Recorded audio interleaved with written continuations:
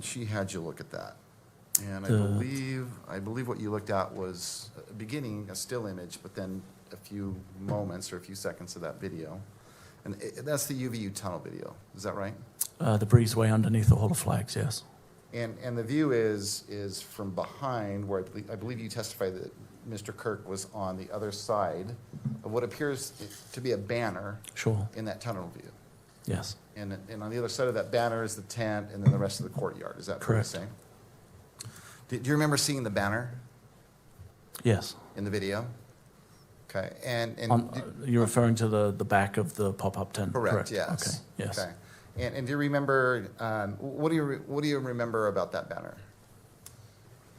It has some kind of an emblem on it, and it forms the back portion of the pop-up tent. Is it opaque? Is it transparent? No, you can't see through it. It's white, right. and you cannot see through it, no. And how much of the tunnel does that banner, I guess if it's opaque, obstruct? I couldn't say. I'm assuming it's a 20 by 20 gazebo, so it would block out the area of the back of the tent that you can see. You would not be able to see through it. You would not be able to see through it from the audience side of the amphitheater. And what about the tunnel side of that banner? Can you see through the tunnel side in the opposite direction? You cannot, no. Okay. Can you see Mr. Kirk on the other side of that banner? You can't, no. Okay.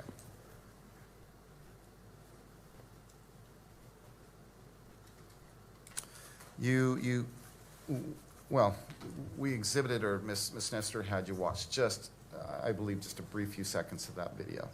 That exhibit is actually much longer than what we just looked at, or what Ms. Nestor had you look at. Is that right? Correct. Okay. And leading up, and again, I'm referring to that view, that tunnel view of that surveillance camera, leading up to the shot, what's going on behind that banner? There are representatives, I believe, of TPUSA, but there are representatives of TPUSA. There are law enforcement representatives. I don't know if there's any student body, but essentially people are moving to and fro behind that area. A couple of individuals are retrieving items from a vehicle, but there's consistent movement behind and in that area. Okay. Directly behind the banner? Correct. Ms. Nestor asked you about the wooded area that Mr. Robinson entered.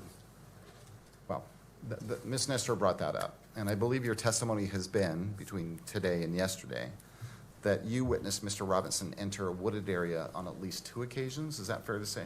Yes, on his second visit to the campus and on the visit where the incident took place. At least on those 2 occasions, did the wooded area that he entered, were they different parts of the wooded area, or was it the same parts of the... They appeared to be the same. You're aware that a rifle was eventually discovered? Yes. And was it your understanding that that rifle was discovered in a wooded area? It was in the wooded area where we believe Mr. Robinson entered the wooded area, yes. And that rifle was discovered on the 10th? Yes.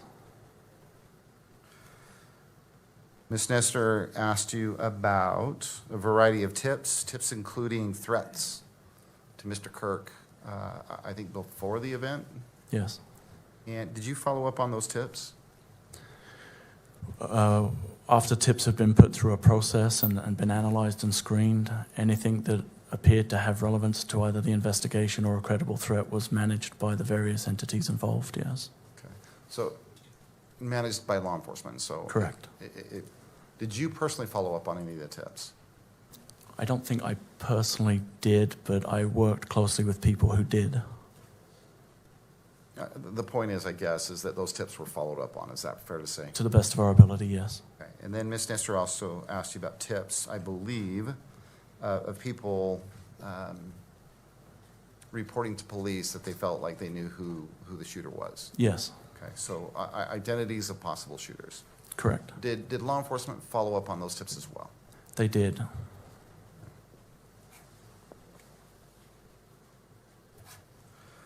Miss Nestor, finally, Miss Nestor asked you,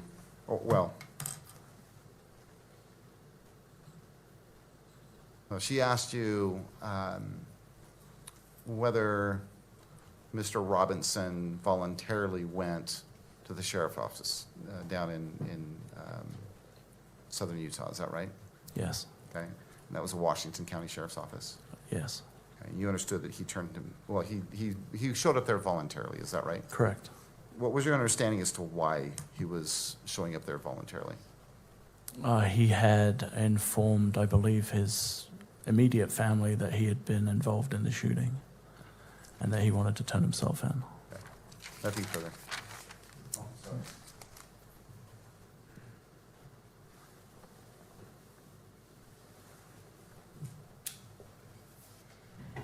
We've been listening into the preliminary hearing here of Tyler Robinson, who you can see seated actually on the right-hand side of your screen. Again, that's the man accused of killing Charlie Kirk.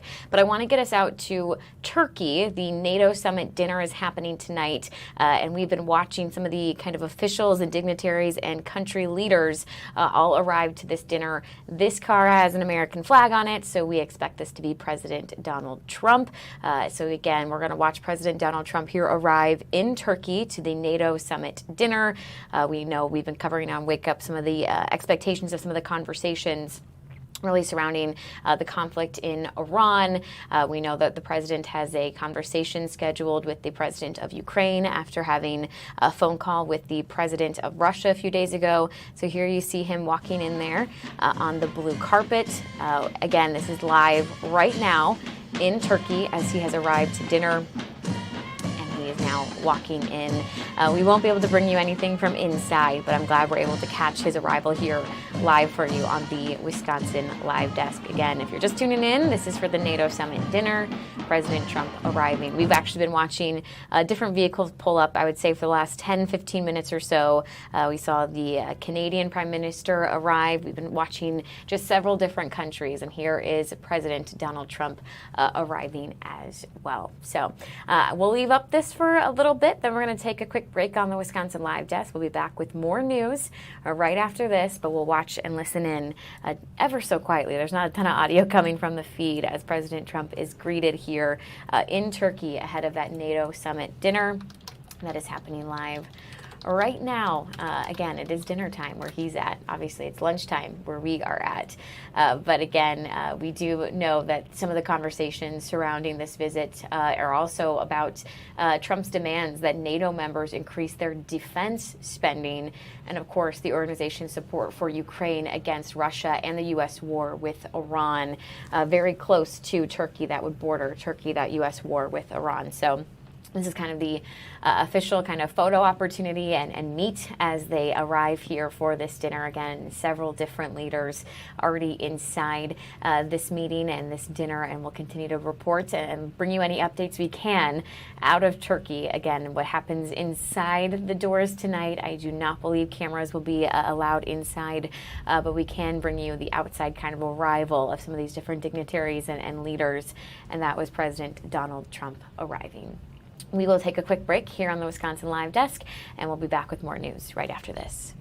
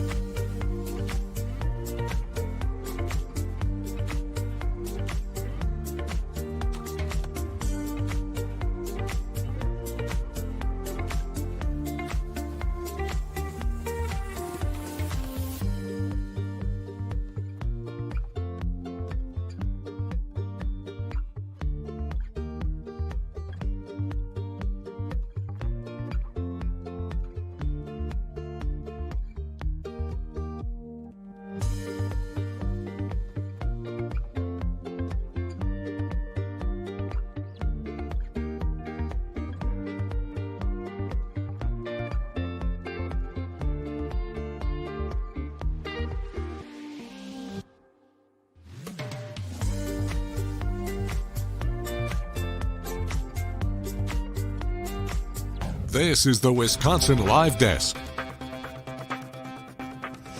Hey everybody, welcome back to the Wisconsin Live Desk. Haley Spittler here with you at 12:21. Want to take a live look here at Pfizer Forum. We originally were anticipating actually hearing from General Manager of the Bucs, John Horst, later on today. That has been rescheduled to tomorrow. So tomorrow's going to be a really busy day on the Live Desk since we are anticipating the sentencing of former Judge Hannah Dugan. But if we're able to bring you that news conference, we absolutely will tomorrow here on the Wisconsin Live Desk. I anticipate he was going to talk about what we were finally able to finalize tomorrow and hear from Giannis and hear from Bobby Portis Jr. and hear from the Milwaukee Bucks and John Horst himself on that trade. What we had known for a couple of weeks has officially been finalized now that the salary cap was raised for the NBA here in July, and that is, of course, that Giannis Antetokounmpo and Bobby Portis Jr. on their way to Miami. In return, we obviously got a lot of things, which included 4 different players. We did see from Tyler Hero, who, again, Greenfield native, posted and acknowledged the trade yesterday, a photo of him in a Bucs jersey on his social media, as well as, of course, a lot of draft picks. That one that says today is from a couple of weeks ago when the draft did happen.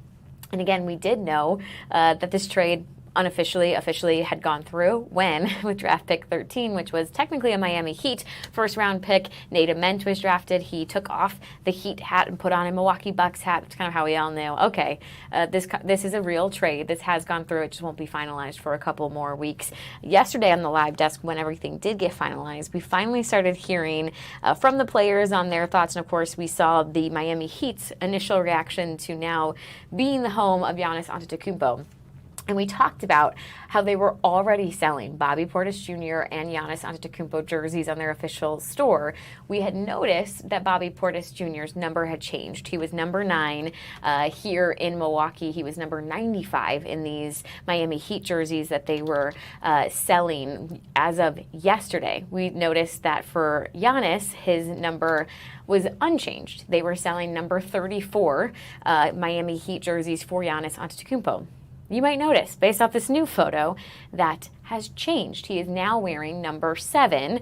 And if you go to their website, they have removed all of the number 34 jerseys. They have replaced them now with Giannis number 7 jerseys. So he will be switching his number when he goes to Miami. Our question in the newsroom is, do they cancel the 34 jersey number orders, or do they just automatically switch it to a number 7? We don't have that answer, but of course, was kind of interesting. What you might notice here, that he chose number 7, which, if you do some math, this is like a Taylor Swift Easter egg. He used to be 34, and the sum of 3 plus 4 would equal 7. So again, that will be Giannis Antetokounmpo's new number here when he goes to Miami. Obviously, we've been talking a lot about World Cup these last couple of days, weeks, I should say, really, at FOX 6. We're so excited to have been able to bring you so many of these matches. If you missed it, Argentina, Egypt playing right now. Egypt currently in the lead 1-0, currently beating the defending champions of the World Cup. They still got 45 minutes of action. We'll keep you updated on that score. But it's something I've been teasing, actually, for a while here on the Live Desk, was a story that I was working on about the Milwaukee Simbas. And this is such an amazing organization right here in Milwaukee, making sure that if you or your child want to play soccer, that you are able to. This is a sport that comes at a high cost when you talk about camps and gears and tournaments and, club fees and these things that sometimes make it extremely unattainable for families who just can't afford it. Well, that's where the Milwaukee Simbas step in, and they really let you pay what you can. It is a very low fee because they want to make sure that it's a sport that is accessible for every single person that wants to play it. That story aired last night, and I just want to play it for you guys right here on the Wisconsin Live Desk, since I know we really have been talking about it for a couple of weeks now. I hope you enjoy it. We're going to listen to it right now. Neighborhood, hundreds of kids have learned to play soccer. A sport that can change lives. But many of them might never have had that chance because soccer on your toes comes with a cost. I just feel like soccer is so expensive right now, and it's keeping kids from really playing because they might love it, but they can't afford it. Demetrius White knows a thing or two about the pitch. The Milwaukee native made it pro with the Chicago Fire and the Puerto Rico national team. But it all started as a Simba. In 1996, Jimmy Banks founded the Milwaukee Simbas, a youth soccer group making the sport accessible to all. Then it ended in 2004. And when White came back to the 414, he felt a calling. Just going around the city and seeing like it was nothing for kids that look like me. I thought that it was very important to come back and actually do something and give back. So the former pro got a new title. Let's go, they got it first. Coach. What started as camps and clinics became Coach D revitalizing and restarting the Simbas in 2010. The mission, the same. For any families out there that, really want their kids to play soccer, no matter your background, and you can't afford it, feel free to contact us. It's a mission that has others signing up to volunteer, like Dan Adams, who coaches the Girls League. I want to make sure any kid who, like me growing up, was just kind of curious and wanted to learn, has those opportunities. They don't have to find an expensive club somewhere and travel an hour away just to get in some playing time and learn the game. But it's more than just learning skills. We're just not a soccer club. We're a family, we're a community. We like to tell the kids, if we're gonna do this, we're gonna do this together, right? Our players and our families are just fantastic, and we all get along and we support each other. Coaching kids on and off the field. I have parents that tell me like, my kid is having trouble at school, and us as coaches, it doesn't just stop here. For Ricky Johnson, whose son and daughter both play on the Simbas, he's noticing the league's impact. You learn how to win. We don't call it losing, we call it learning. And also, the camaraderie amongst the kids, the friendships, the brotherhood. It's the same for Deontay Haynes, whose 9-year-old son Caleb is a Simba. Now he's aware that his role, no matter what it is, even around the house, he's like, I want to help, I want to be a part of the team, and he's resilient now. But it's not just the parents and coaches who see the value. The kids do, too. Like 11-year-old August, who's been a Simba for nearly 5 years. They're just like a really good team, they're really underestimated, and it's really fun to play with them because we make new friends. I've learned so much from the coaches, like Coach D. He taught me a lot of stuff. And 9-year-old Sol, the son of Coach D. It's a really good team, and the team helped me push myself harder, learn new skills, and get better at being confident in some other things. The Simbas are now 140 kids and growing, featuring teams for girls, boys, co-ed, and a variety of age groups. More importantly, the diversity. You see everything here. When you come here, it's probably one of the only organizations that I've seen where I see a little bit of everybody, and it's awesome experience. While the season just wrapped up, the coaches are ready for what's next, preparing to offer 20 free scholarships to every Simba summer camp on a first-come, first-served basis. Because if your child wants to play soccer, the coaches believe no matter where your family lives, what your background looks like, or what your income is, they should be able to. The amount that the Simbas charge for what you get is unbelievable.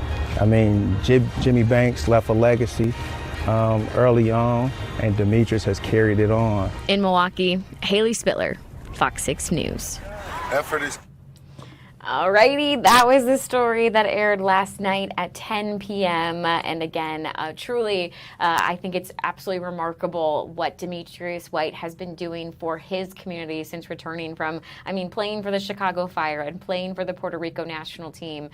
He was taught by Jimmy Banks how to play soccer when Jimmy Banks founded the Simbas in 1996. And as you heard in that piece, unfortunately around 2004, the league, the organization kind of ended. So it's really been Demetrius at the helm since 2010 saying we need this league. We need to revive this and have it for our kids in our community. And it's truly inspiring to see the league grow. Again, 140 kids now a part of it. They've got a girls program that's up and running. They've got co-ed. And it's just been really inspiring to see the amount of time that he dedicates to coaching these kids. And as he mentioned, it's on and off the field. Sometimes he'll go to the cafeteria and, have lunch with some of these different players if he's hearing from their parents that they're struggling with something. So truly a beautiful thing to see. And you think about, look how far Demetrius made it in his career, and it all started as being a Milwaukee Simba. So as we look at some of those kids learning how to play soccer right now, learning those skill sets and how to be a team player, where could they go? Maybe someday they'll be playing in the World Cup too. It's truly a great launching pad for all of these kids, and it's really cool to see the team kind of atmosphere and mindset that they all have. So again, more information on fox6now.com if you would like to donate to their cause, which is making it very attainable for different players, or if you have a child that would love to play soccer, whether it be one of those summer camps, which again, they have 20 free scholarships for each of their summer camps this year on a first come, first serve basis, or this fall when they bring back the league and the tournament play. You can register your children that way. Again, fox6now.com or inside the Fox Local app. Just click on that story and you'll get all the information you need. All right, we're going to take a quick break here on the live desk, and then we're actually going to get you a check of the forecast. Spoiler alert, get outside today if you can. It's gorgeous.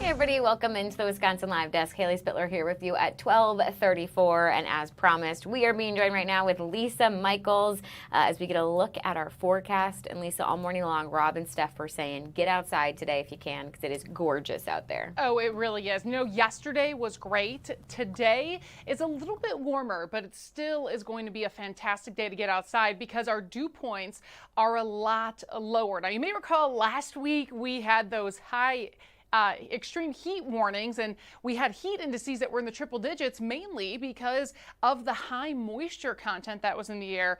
That is something that we do not have today, but it is going to sneak back into the forecast, so stay tuned. That's really the reason why we want you to get outside and enjoy the nice weather, is because it's that easy to breathe kind of air, or it's not going to make you sweat through your clothes too quickly either. We have a few light clouds out there on satellite and radar, but the big picture is the state of Wisconsin is relatively calm with high pressure in control right now. We are still going to be watching this stationary boundary to our north. Now, it has created some thunderstorm complexes near Minneapolis over the morning hours that left some of the clouds here, but it's this front that's going to move further south and could spark up some storms as we head into the middle of the week.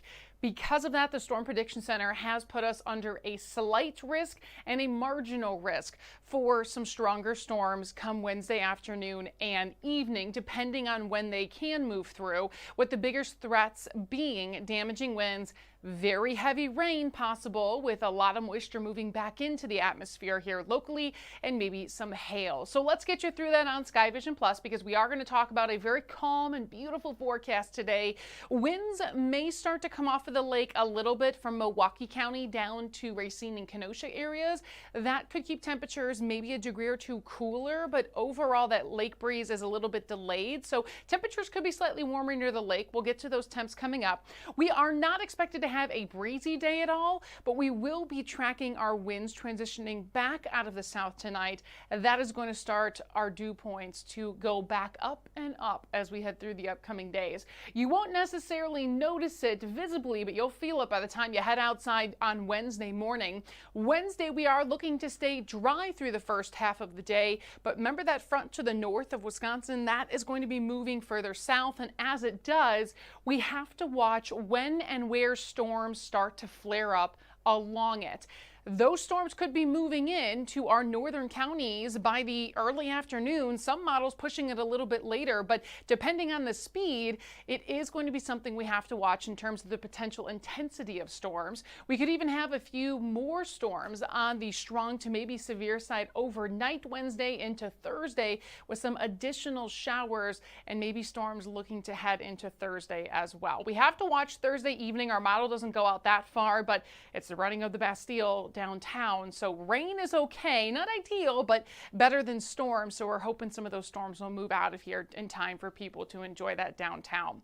In terms of downtown right now, 81 in Milwaukee, 86 West Bend, 84 Sheboygan, and 82 in Watertown. So temperatures a little more uniform across areas, but if that lake breeze kicks in, we could be a few degrees cooler near the lakefront today. Low 80s favorable, while mid 80s are going to be more likely for our inland areas. What we're tracking though is with the change of the southerly wind tonight, that's going to bump our dew points back to that muggy category, possibly oppressive at times. And notice how we look to hold on to that sticky to muggy category for our dew points, even heading into the weekend. So that is one of the reasons why we've been saying yesterday and today to really just get outside and enjoy the easy weather outside and the more breathable weather outside, because it's going to change as we head through the end of the week. What we're also tracking after the storms is heading into Friday and the weekend. Right now we are trending drier, could have some mix of sunshine and clouds. Temperatures look to be a little cooler on Friday, but again, it's going to be more muggy than today.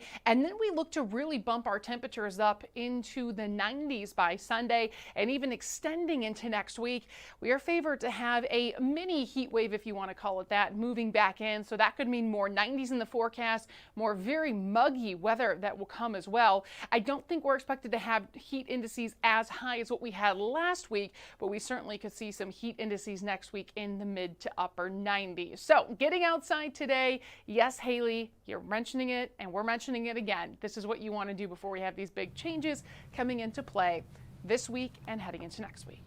Okay, so we have obviously been watching very closely what is on air right now at Fox 6 while we continue to stream here on Fox Local, fox6now.com, and the Fox 6 YouTube page. And that, of course, Lisa, a very big soccer match, Argentina taking on Egypt.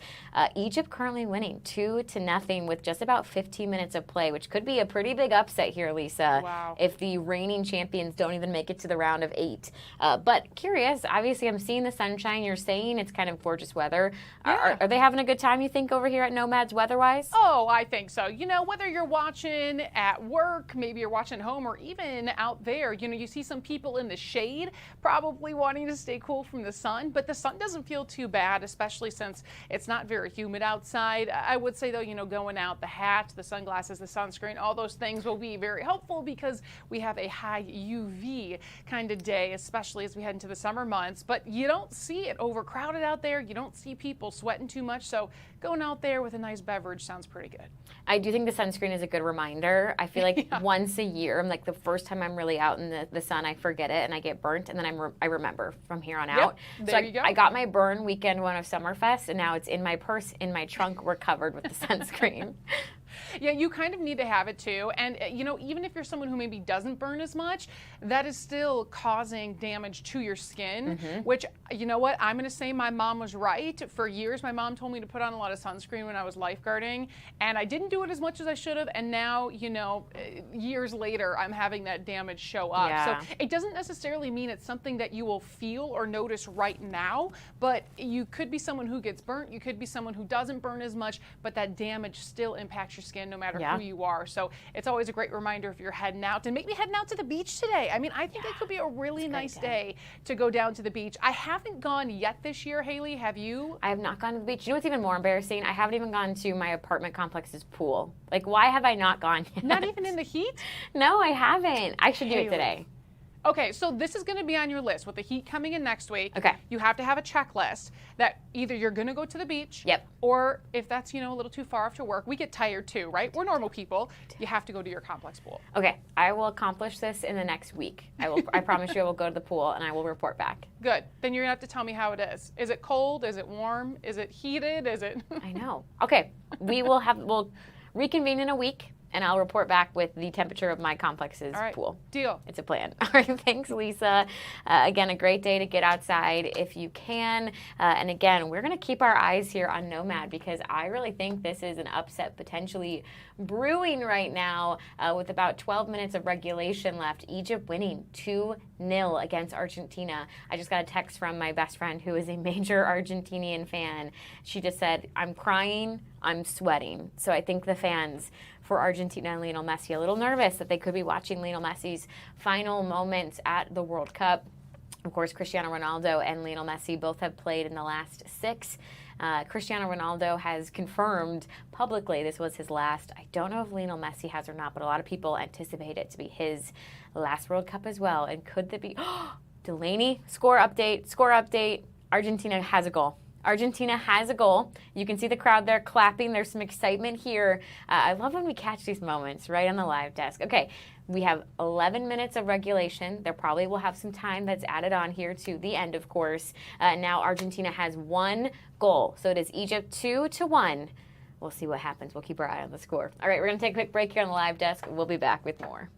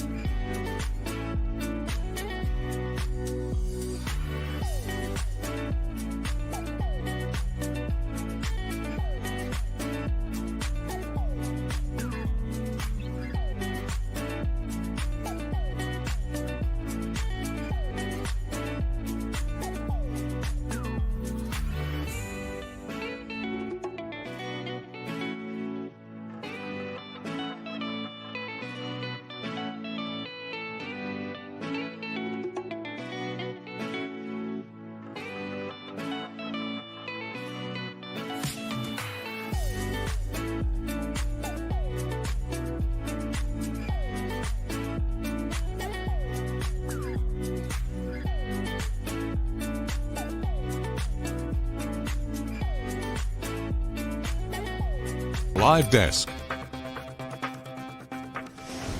welcome back to the Wisconsin Live Desk. Haley Spittler here with you at 12:45. I'll be with you for the next 45 minutes. Then at 1:30, Maddie Stelk is going to take over for a little bit. Of course, we'll get you all the way to 4. Delaney, who is joining us at 2:30 today? Kim Murphy. Kim Murphy. You've got a trio of ladies taking care of the live desk today. We'll take another live look outside here at Nomad. Of course, this match getting interesting now that Argentina is on the board. Egypt's still winning, though, 2-1 in this matchup of round of 16. So, of course, winner continues, loser goes home. Will our defending champions, Argentina, make it into that round of 8, or will their time in the tourney be cut short? That's going to be decided in the next 10 or so minutes. We'll keep you updated on the score. Of course, if you have a TV near you, turn that on to Fox 6. You can watch the match right here on our air, and then keep your device, whether that be your phone or your tablet or your laptop, on the Wisconsin Live Desk. We'll be with you all afternoon right here on Fox Local. I kind of lied. I said it was a trio of women on the live desk today. I guess you could say it's actually a quad of women, because we're being joined right here with Nicola. Nicola's in our newsroom right now, and you've been getting ready for a little bit for a story to air. I know you went all the way to D.C. for this report, so tell us a little bit about what we can expect. It was a day trip. It was quite the whirlwind. But yes, I'm so excited. Tomorrow night at 9 o'clock during our newscast, I have a special story that it's going to be airing for all of you. It's called Band of Sisters. So this is a story about one of the recent Stars and Stripes Honor Flight trips. Now, for folks at home who are familiar with the Stars and Stripes Honor Flight, you know that this is an organization that flies veterans to D.C. to see the monuments that were made for them. And the whole day is totally free. It's a really wonderful organization. Now, typically on one of these trips, they do about half a dozen of them or so each and every year. There's maybe 1 or 2 women. So out of all of the veterans that are on this trip, only 1 or 2 female veterans are flying. Well, this trip was a little bit different. They had 8 female veterans on their flight. And so they made a special stop along the way. They went to the Military Women's Memorial in D.C. Now, this is a memorial that's really not too far away from Arlington National Cemetery, but a lot of people don't really know that it exists. It sees a little bit less foot traffic than some of the other memorials in D.C. So these ladies got to go and just have this really neat kind of bonding experience together. Because I think, you know, if you're a woman, especially in the military, especially during the Vietnam War era, which all of these women were, you know that they were pretty seriously outnumbered in their service. So this is a really great opportunity for them to be together, to bond, to share stories, and to just feel a sense of community with one another, while also receiving quite the big honor for this day. So Haley, to put this into perspective for you, women have been serving in the United States military really since the Revolutionary War. But what's disappointing is that a lot of female veterans don't even consider themselves veterans. Like, for example, a lot of them don't even take advantage of their VA benefits because they just feel like, well, I'm not, maybe they weren't in combat, you know, maybe they were a nurse, you know, maybe they never even formally deployed overseas. So as a result, you know, they just don't get the honor and the recognition that they so deserve.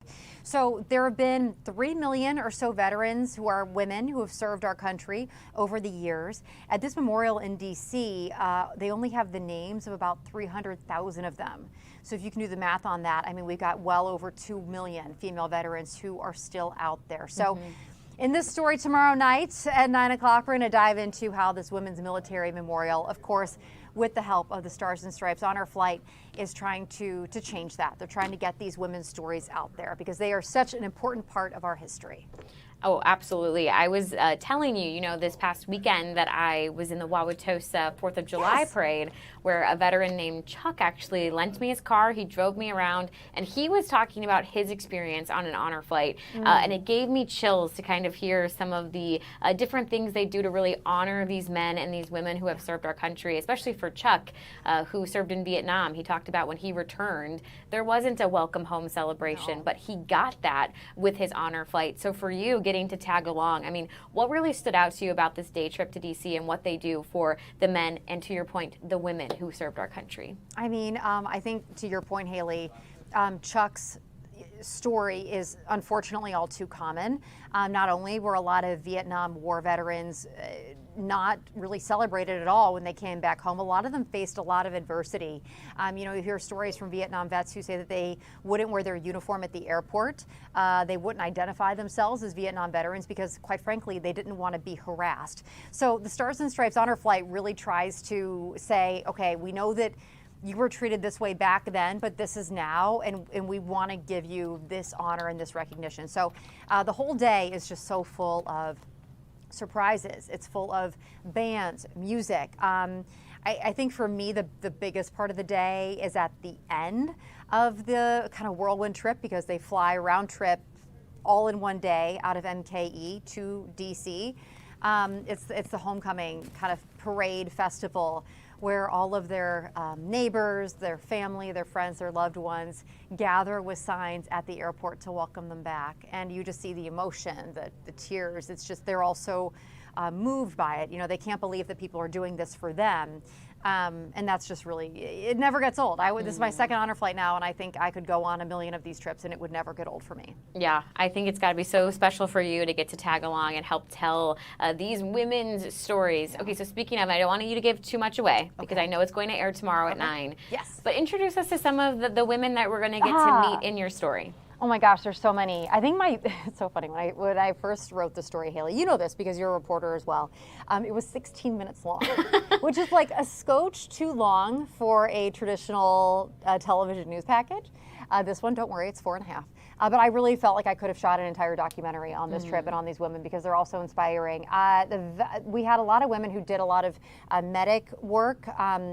Our main character, I'll say in this story, Helene Brown, she's a 93-year-old, she was an Army nurse, and so she served in combat in Operation Desert Storm during the Gulf War, but she enlisted originally during Vietnam. So anyways, her story is just exceptional. I think what's really neat is that, women's roles in the military have come a long way.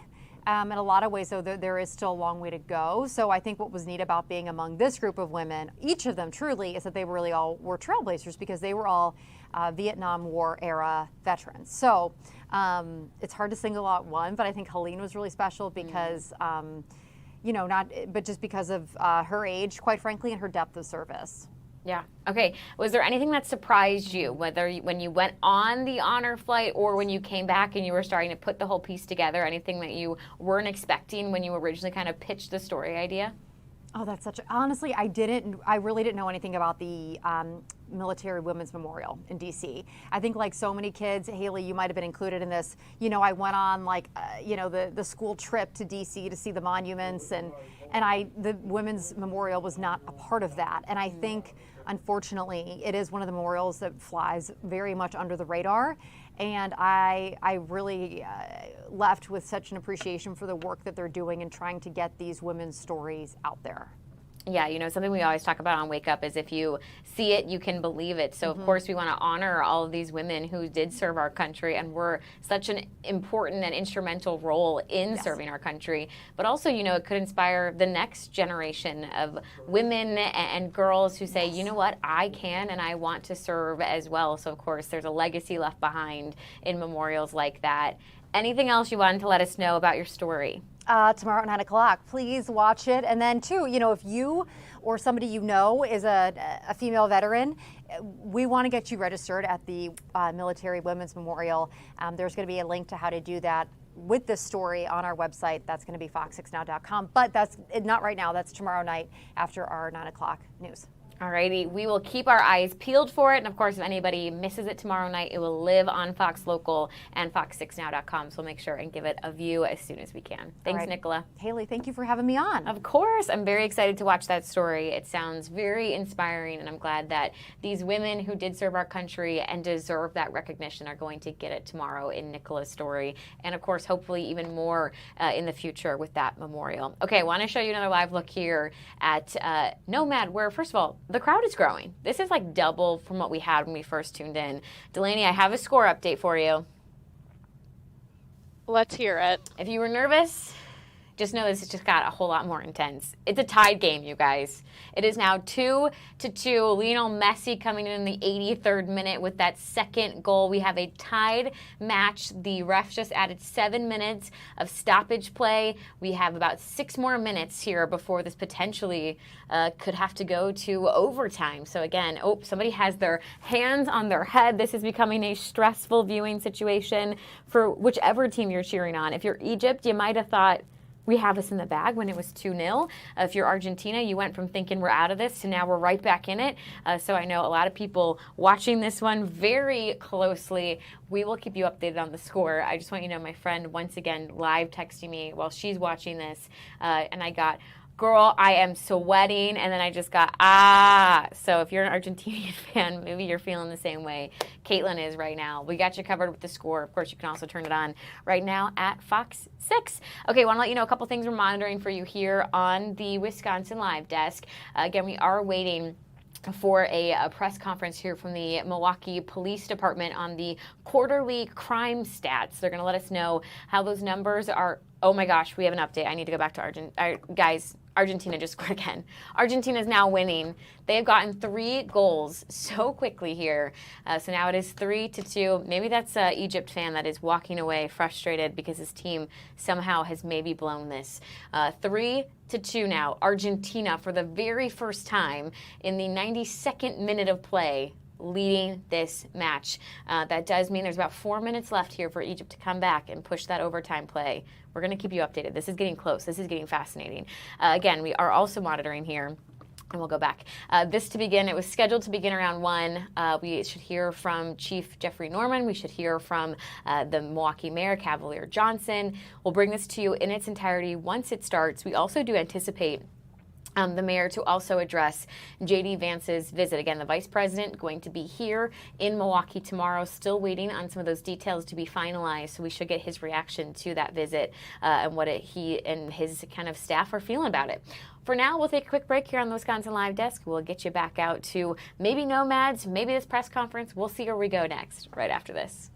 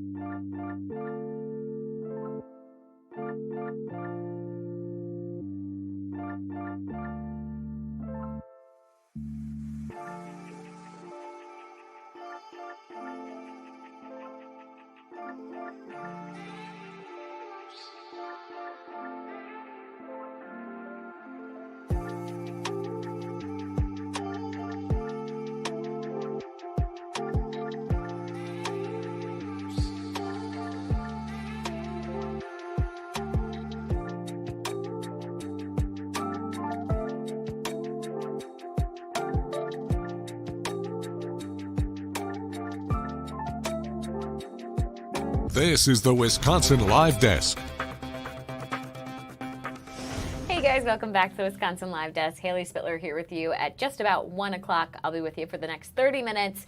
Maddie Stelk then taking over. She'll get you to 2:30. And then Kim Murphy joining the live desk as well this afternoon as we get you all the way to 4. We'll take another quick live look here at Nomad because my, oh my, the second half of this match has been nothing but entertaining. Again, Argentina now in the 93rd minute for the first time this entire match in the lead, beating Egypt now 3-2. They have just a couple of seconds left of this kind of stoppage play that was added on.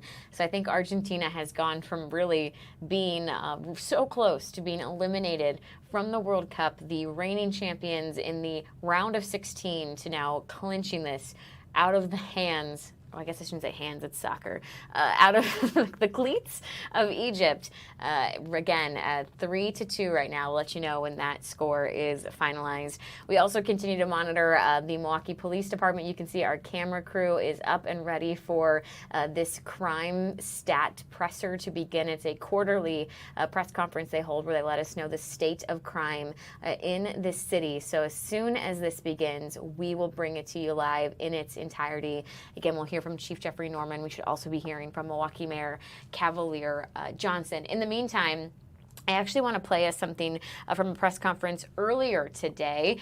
This is going to be Colonel Chris Triplett. He's the commander of the 128th Air Refueling Wing, talking earlier today as they got us ready for the Air and Water Show to be here very soon. So we will listen in just to one of the kind of things he had to say during this press conference.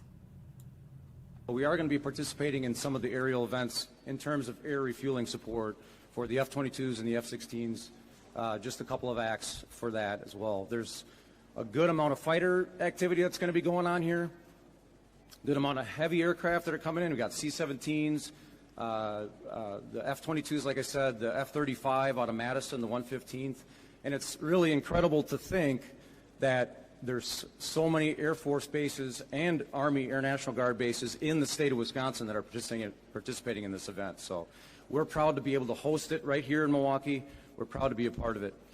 But it's a great weekend for everybody to come out to the lakeshore and really enjoy the sights and sounds of the aircraft flying over the lakeshore. So gather up your friends and family, come on down to the lakeshore. When you hear the roar of the warbirds flying over and you hear the afterburners coming through with the jets, just remember that's the sound of freedom. And when you see the C-17s and you see the helos out there doing their job and demonstrating their capabilities, just remember that those men and women are fighting for all of you. This is what we do, and that is why we are the best military in the world. But we are going to be participating in... Okay, that was an amazing reminder coming off the July 4th weekend. I love he said that's the sound of freedom, and those are the men and women fighting for you. I know whenever I attend any sort of air and water show, I am always absolutely amazed at the skills that are behind these pilots and these men and women in these aircraft. So again, that is coming up. We have an entire press conference on our YouTube channel, as well as on fox6now.com and Fox Local if you'd like to watch that in its entirety. In the meantime, let's take another live look here at Pfizer Forum. We have been talking a lot about the men that we're losing on the Milwaukee Bucks, but we also are going to talk about some of the people who are coming to Milwaukee. So if you missed this announcement earlier today on the Wisconsin Live Desk, big switcheroo here. Yesterday, we were saying as soon as this deal was finalized and the Miami Heat could finally confirm, yeah, Giannis is ours now, they immediately started selling jerseys on their website. And that was how we knew Bobby Portis was changing his number, because he went from being 9 to 95. But initially, they were selling 34 jerseys for Giannis Antetokounmpo. This has changed. You will now see he is 7, which I love the little nod to Milwaukee here. 34. 3 plus 4 equals 7. Love that, Giannis. So now he's number 7, and they have changed the store out to now be all 7 jerseys if you would like to buy Giannis Antetokounmpo. Of course, he will be so missed here in Milwaukee. He had the most beautiful tribute video that he posted yesterday. His wife also posting a love letter to Milwaukee, and of course, something that we will continue to cover for you here. Also, for the first time, seeing one of the men involved in this trade, Tyler Hero, posting about coming to Milwaukee. Now, obviously, this is kind of an AI photo that Tyler created because he's not played in a Bucks jersey yet, but you can see here he is. This is a Greenfield native who, as part of this trade, is coming from Miami back home to Milwaukee. I know there's been some questions. Will he actually play for the Bucks, or will he be used in another kind of trade for the Bucks? But this is Tyler Hero posting that, as far as we know, he's going to be a Milwaukee Buck here, wearing jersey 42 in this photo that he's been created. I only can imagine the excitement for him to be able to come home and play for the team I imagine he grew up cheering for. So again, when we read John Horst, the general manager's statement yesterday for the Milwaukee Bucks, you know, he admitted that this was a deal that came with a lot of emotions, and it's hard to imagine Giannis Antetokounmpo not a Milwaukee Buck, and he will be so missed. But he also ushered in a new era and said, you know, we're excited. We're excited for this new team. We're excited for these players we've traded for. We're excited for our 2 first-round picks. We're going to build something great. And Tyler Hero very much could be a component of this new era and this new team.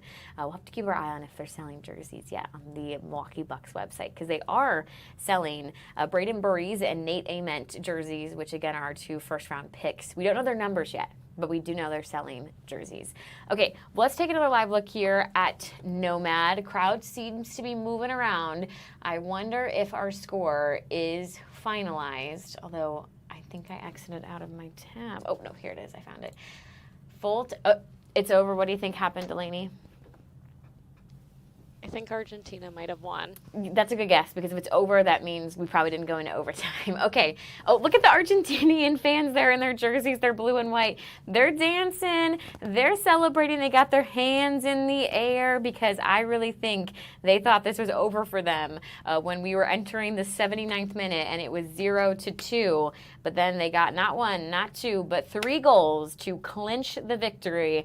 Argentina continues their quest to be the first back-to-back World Cup champions. They won in 2022. They could do it again here in 2026, because they are officially on to the round of 8. Of course, we've got one last round of 16 match coming up for you later today here on Fox Local. Why don't I pull up the schedule for you? Switzerland taking on Colombia. That will be at 3 p.m. on Fox 6. Of course, that does mean that our 4 o'clock newscast is going to be on Fox Local. Keep in mind, we don't stop any of our newscasts because of these FIFA World Cup matches. You get them both. You get a 2-for-1 deal on air. You get the match on digital, which is, fox6now.com, Fox Local, and the Fox 6 YouTube page. That's where you will find your newscast. This is very exciting. Of course, the game with Argentina today in Atlanta. So I imagine all the Argentinian fans who are in Atlanta are celebrating the way that these Argentinian fans in Milwaukee are. They're taking some group photos. They're dancing. I think that's what's so cool about watch parties, is you get to go and you get to experience the game with maybe people you don't even know, but you share something in common with, and that is your love for your soccer team. I appreciate seeing some of the excitement and the celebration, because last night was heartbreaking for the team USA, the national men's team here. I think we all were hoping we were also going to go to the round of 8. Not going to happen. Belgium defeating us 4-1. But we have a lot to be proud of with our team here. They made it all the way to round of 16. They won their first knockout round match. They won their group stage. So, again, they've done so much. And I loved, especially when I was out on that 4th of July route parade in Wauwatosa, seeing everyone wearing their Team USA jerseys. So I know there's fans out there, and I know they have inspired the next generation of players by showing up and doing such a good job. So again, heartbreaking loss for Team USA. Very exciting win here for Argentina, especially really coming out of nowhere to get that victory. Okay, while we wait for, just kidding, we're going to go out to it right now. Here you can see Mayor Cavalier Johnson, Chief Jeffrey Norman stepping up to the podium for this crime stat presser. Let's listen in together.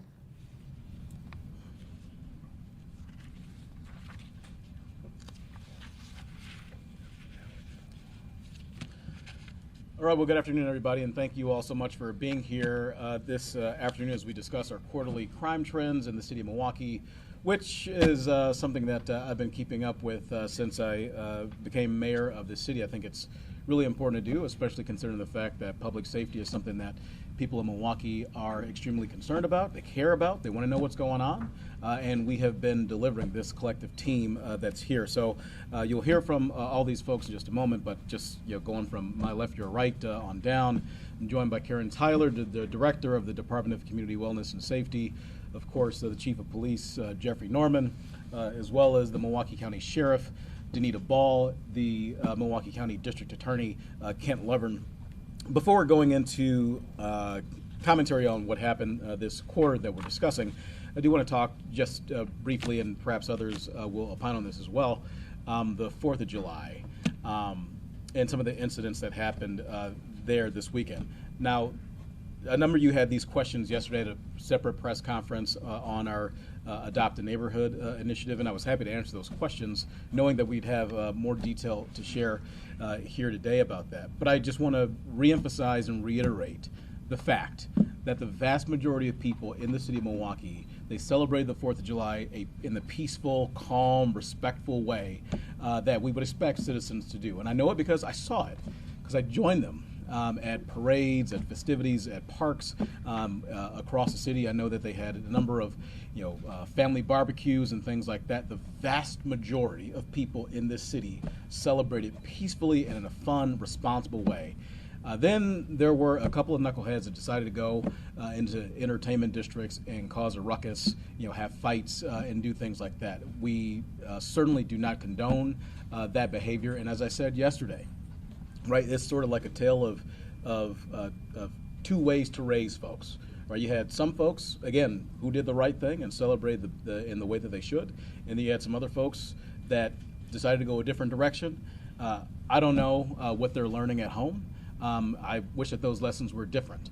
But I just wanted to reiterate that, and the fact that even though we had challenges, the 4th of July this year was safer than it was safe, just like we've been seeing over the course of the last number of years. And hopefully you all have gotten the opportunity to get this very same information that I've had the opportunity to review, talking about statistics on crime on the 4th of July in the city of Milwaukee over the course of the last number of years. If you hadn't, I'll read through some of those lines.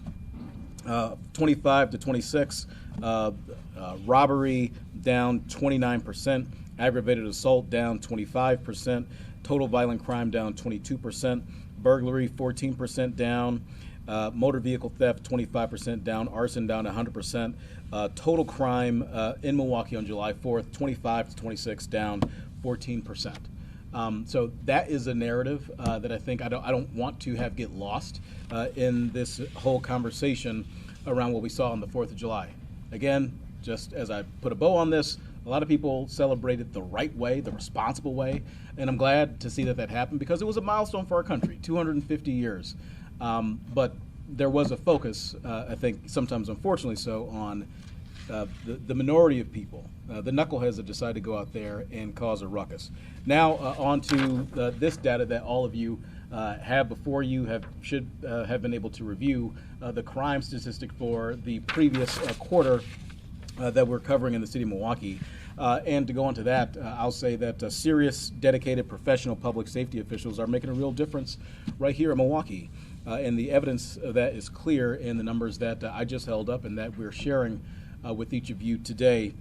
Milwaukee is a safer community, and compared to last year, some of those same categories that I just touched on, carjacking, robbery, auto theft, non-fatal shootings, and yes, even homicides, those numbers are down in the city, and they're down by more than 20%, down by more than 20% in Milwaukee.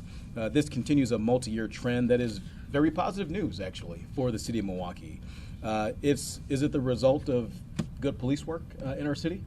The answer to that is yes.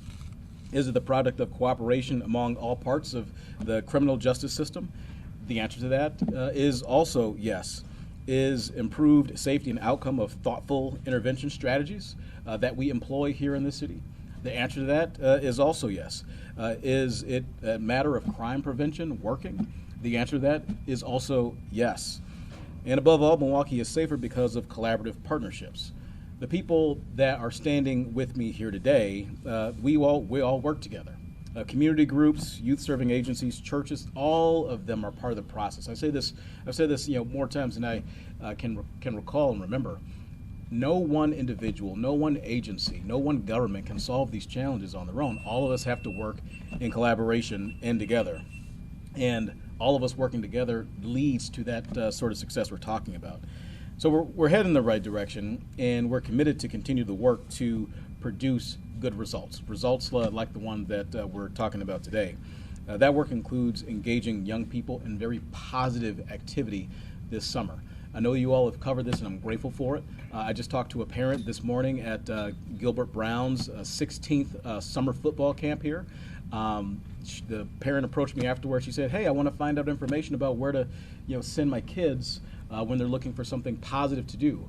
And for 4 years running, this being the fourth, I have compiled youth-serving organizations all across Milwaukee into one place, a central place where parents and kids can go to in order to get information. It's our Hello Summer website. So I encourage media outlets to continue to talk about that and continue to steer parents in that direction. That work also includes support for people on the front lines of public safety.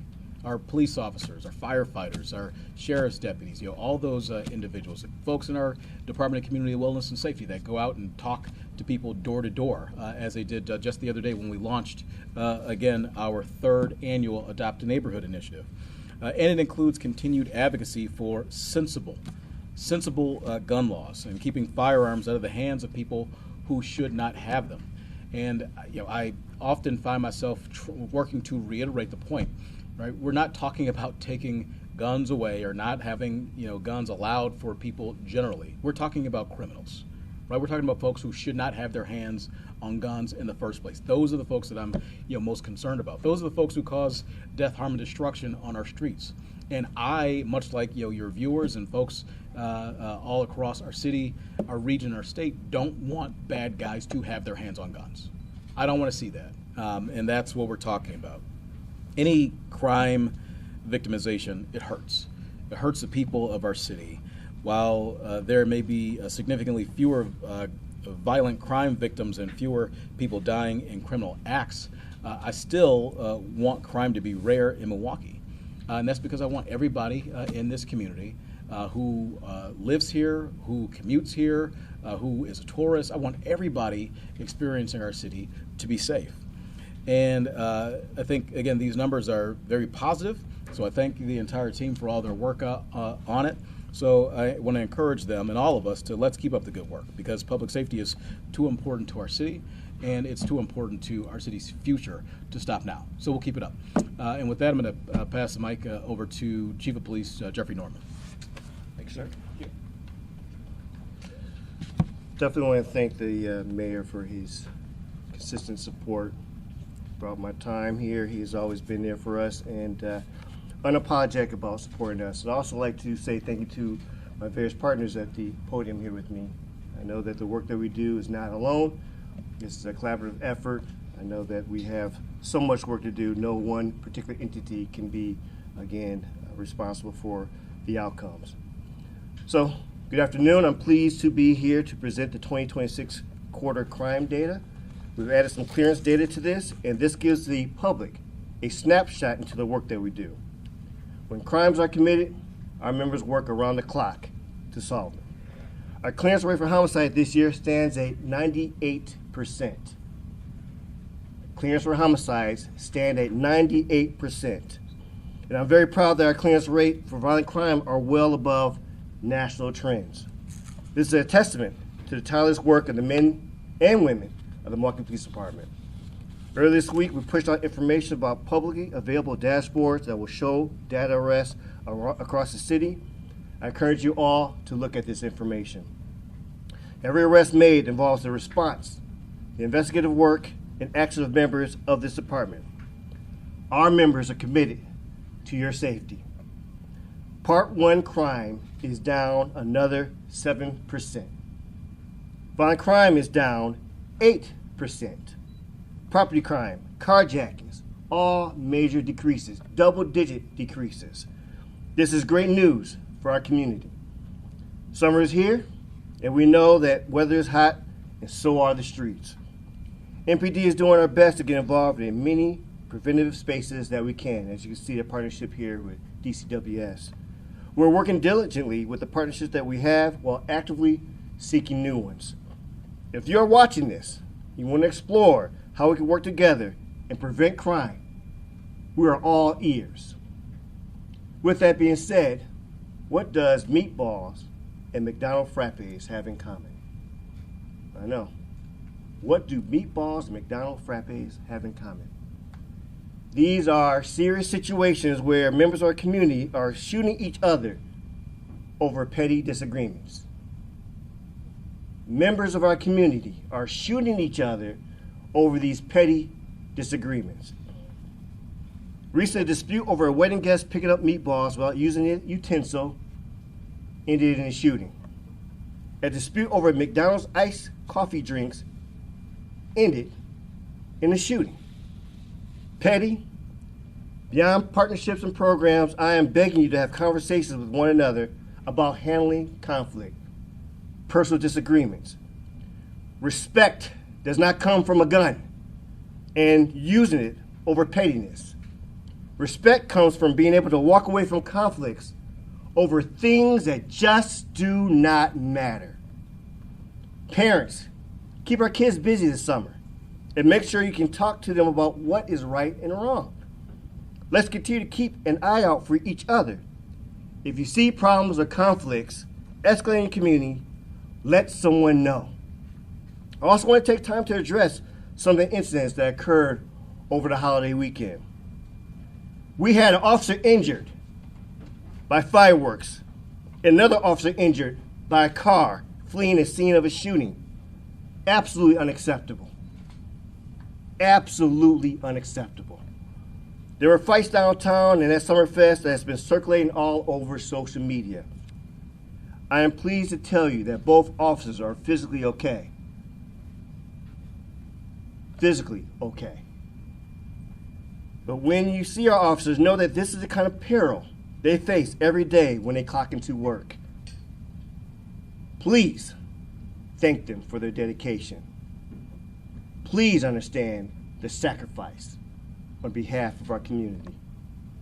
Beyond that, I ask this from our community, let's have some crucial conversations with each other.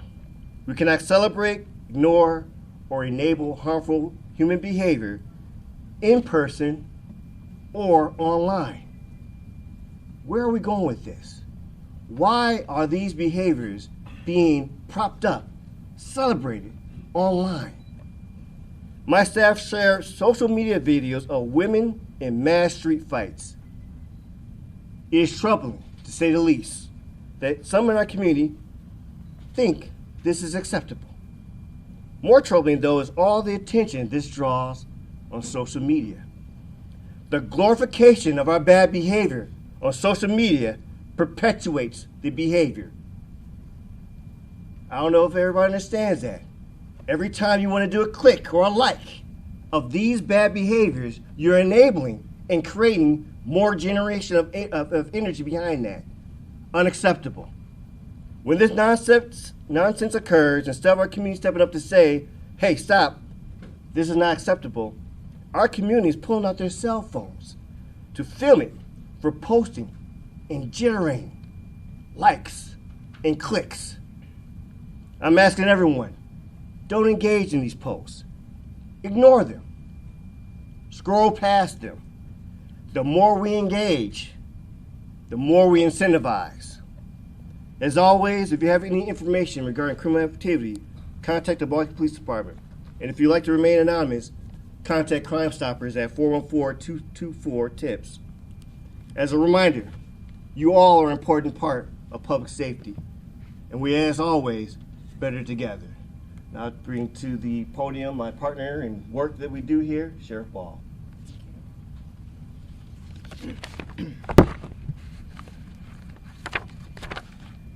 Good afternoon, and thank you to the mayor and the chief for inviting me to be here today. As you know, we both share a common goal, which is to ensure that those within Milwaukee County are safe, those who live, those who work, and those who visit our county. I am appreciative of the collaboration that we have and grateful for the partnership that the Milwaukee Police Department and the Milwaukee Sheriff's Office have. As you know, and it has been stated, we can't do this alone, and so I'm grateful and thank you for your partnership. As we looked at the numbers, we did a deep dive into the long-term numbers, and what we saw at first was very encouraging because the trend was down. But when we looked at the numbers, we saw that crime overall compared to last year was only down 5%, and when we looked at Q2 numbers compared to Q2 numbers in 2025, they were down a similar number. And I said that it's disappointing because of all the time and effort that we have put into our areas of responsibility, and to show such a small decrease was a little disheartening for us. So what do the numbers tell us? When we looked at, well, as the summer got warmer, we knew that there was going to be more people out. We knew that there would be more people visiting our parks. But what we didn't expect was the increase in the spike in crime. It increased by 58% from the first quarter to the second quarter. And the first quarter we had 62 incidents of crime, and then in the second quarter we saw 92. When we drilled down to look at what was the driver of those numbers, we saw that there was 23 additional battery and assaults. We also saw an increase in our motor vehicle thefts and our robberies. And when the deputies, they do a very good job. They are responding to the parks and what's going on within that area. However, what we're seeing is a lot of violent behavior, lawlessness in our parks. Our parks are the crown jewels of our neighborhoods as well as our community. They are meant for our families to enjoy, for people to recreate, as well as for people to have peace of mind, not go there and experience violence. So let me be perfectly clear. We will not tolerate you using our public spaces as venues of lawlessness and criminal activity. We will look for you, we will find you, and we will hold you accountable. When we looked at the number or the types of calls for service that our deputies had, there was an increased number of illegal gun possession and shots fired incidents. And as a result of that, we know that people will not feel safe in those areas. So the collaboration that we have had with our community partners, our law enforcement partners, and the public has shown that there's a decrease. I do want to say that we have looked at those areas in which the crime has increased.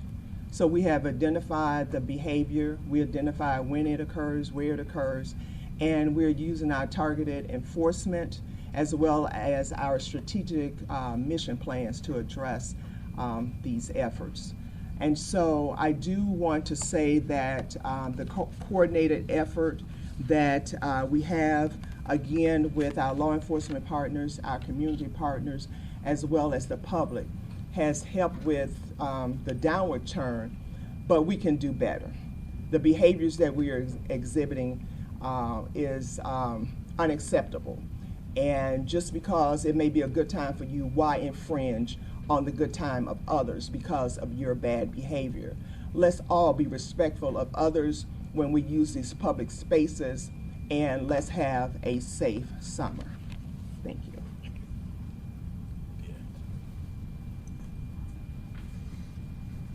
Good afternoon. We are discussing today, of course, a continued decrease in crime, especially in some particular areas of violent crime. We think about the considerable drops in the number of non-fatal shootings, carjackings, homicides. Those are real lives impacted in this quarter alone, and it continues a trend that we've seen for some time. Within the court system ourselves, our office is continuing the trend that we've now had for about 3 years running of significant rates of charging felony cases, now at an average level the highest it's been in over 10 years in this county. Sizable levels continued of charges related to misdemeanor, domestic violence, and traffic-related crimes, because again, we obviously want to focus on the most serious offenders, and at the same time we know that traffic matters mean a lot to people in this community and in their everyday life as well. We're on pace already this year to try more cases to a jury than in any year prior to the since the pandemic, so we're at an all-time high for a decade now and trying cases at this rate we're going. So our prosecutors are working very hard to hold people accountable every day in our courtrooms. We're seeking appropriate sentences from our judiciary for people who are threatening other people and who are harming everyone in this community. This is an ongoing standard of an expectation, at least within our office, of what we think the community is asking for, and we're continuing to ask for that ourselves as representatives of the community in our courtrooms. And at the same time, we're still sending more people with mental health issues, with drug treatment addictions into our specialty courts, into the treatment they need, because we know, again, the court system is best reserved for those who are committing the most serious offenses, those who are hurting other people. And we have opportunities to send nonviolent individuals into treatment, the treatment that would actually help them in the long term, and that's what we continue to do as well. I do want to point out that the increased clearance rates by the police department, that's significant. You know, all these things work together, of course, as you know. When crime starts to slow down at some point, police department's able to spend more time on other crime and solve that crime. When they can better solve that crime and bring more substantive cases into our office, those cases are more likely to get charged, and people are better held accountable in the court system. So all of these things build upon one another, and I would add that it's important to continue to have this community cooperation in all of these cases. Our cases don't succeed without witnesses, and those witnesses are members of our community. And so everybody in this community has a stake in holding those accountable who would want to hurt others within our community. I also want to point out again, and I've done it every time we've had one of these conferences, because I think it's important to repeat the impact of violence prevention and intervention within our community. And you have initiatives right now with our city, our county, our medical college, this summer, along with partners like MPS, Children's Hospital, the Urban League, and all of the other nonprofit organizations in this community that are dedicated to keeping children in safe and active, positively active places throughout the summer. And I can't emphasize enough how important that is. At the end of the day, there are plenty of opportunities for young people to have safe places to congregate, healthy activities, while being supervised by responsible, caring adults. That's what a community is all about, and there's no question that that is happening at a high level right now. And my only ask is what it always is from those who are generous in this community, is to keep supporting that work. That work is driving crime down.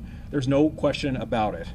And yet, even as we've noted already, that overall crime is declining, we are mindful of the incidents that are happening still in our community that require serious accountability. Already, you saw earlier this summer, we filed felony charges against those orchestrating street takeovers. We'll continue that approach as long as it takes. We'll soon file several charges against the driver who apparently is from central Wisconsin, but involved in the Water Street incident from this weekend. I think you can expect a criminal complaint this week involving felony charges. And that's because everyone in this community, everyone in every neighborhood in this community deserves to live in safety every day. And we all deserve to have safety, not only in our homes, but in our public spaces. And the collaboration you see here today is just indicative of our shared desire to keep working hard toward accomplishing that goal. Thank you. I'd like to turn it over now to Karen Tyler.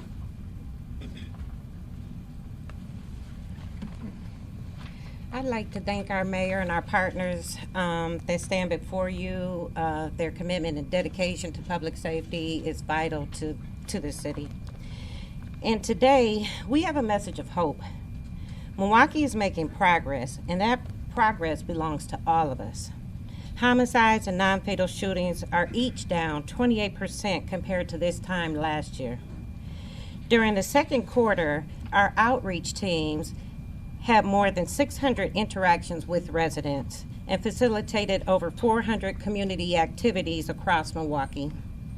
We responded to hundreds of incidents and successfully mediated 62 conflicts before they escalated into further violence.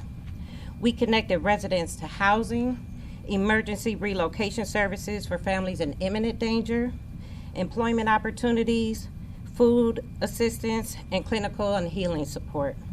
We walked neighborhoods, organized peace walks, engaged young people, and brought residents together through community cleanups and block clubs. We also distributed security cameras and gun storage devices because prevention means giving residents the tools they need to keep their families safe. This summer, our work continues through the Summer of Healing initiative, which is providing free youth programming across Milwaukee, and through our partnerships with the Milwaukee Public Schools, Milwaukee County, and Children's Hospital to provide safe evening programming and opportunities for young people throughout the summer. We also have youth leaders helping to plan and advise youth engagement efforts because our young people are not just our future, they are leaders today. Every shooting prevented, every conflict peacefully resolved, every family connected to support, and every young person given a safe place to belong is evidence that this work matters. The story of Milwaukee is one of resilience, partnership, and hope. And while we still have work to do, let's not lose sight of how far we have come. Progress is possible. Violence is preventable. And if we continue to invest in our neighborhoods, our families, and our young people, there is no question that Milwaukee's best days are still ahead of us. Thank you, and I'll pass it back to our mayor. Thank you, Director Tyler. Thank you all for your comments here today. Again, I'm really pleased with the progress that we've all collectively been able to make together this quarter in collaboration, not just with the people who are here, but with the people who are out there in our community as well, who understand that public safety is not a game where folks can sit on the sidelines. Everybody's got to be engaged in this. I think that a lot of people are picking that up. A lot of folks are running with that along with us, and the results are these. It's a safer city for everybody. So with that, we'll take a couple questions. Start over there. Everyone here mentioned partnerships, valuable partnerships. But within those partnerships, what strategies specifically do you think account for the reduction in violent crime? The charging rates, the clearance rates. Do you attribute those two strategies with that success, or what other strategies? Yeah, I think the DA touched on that very well, is that when crime goes down and officers have more time to concentrate on crimes that have previously been committed, then you're able to get a higher clearance rate.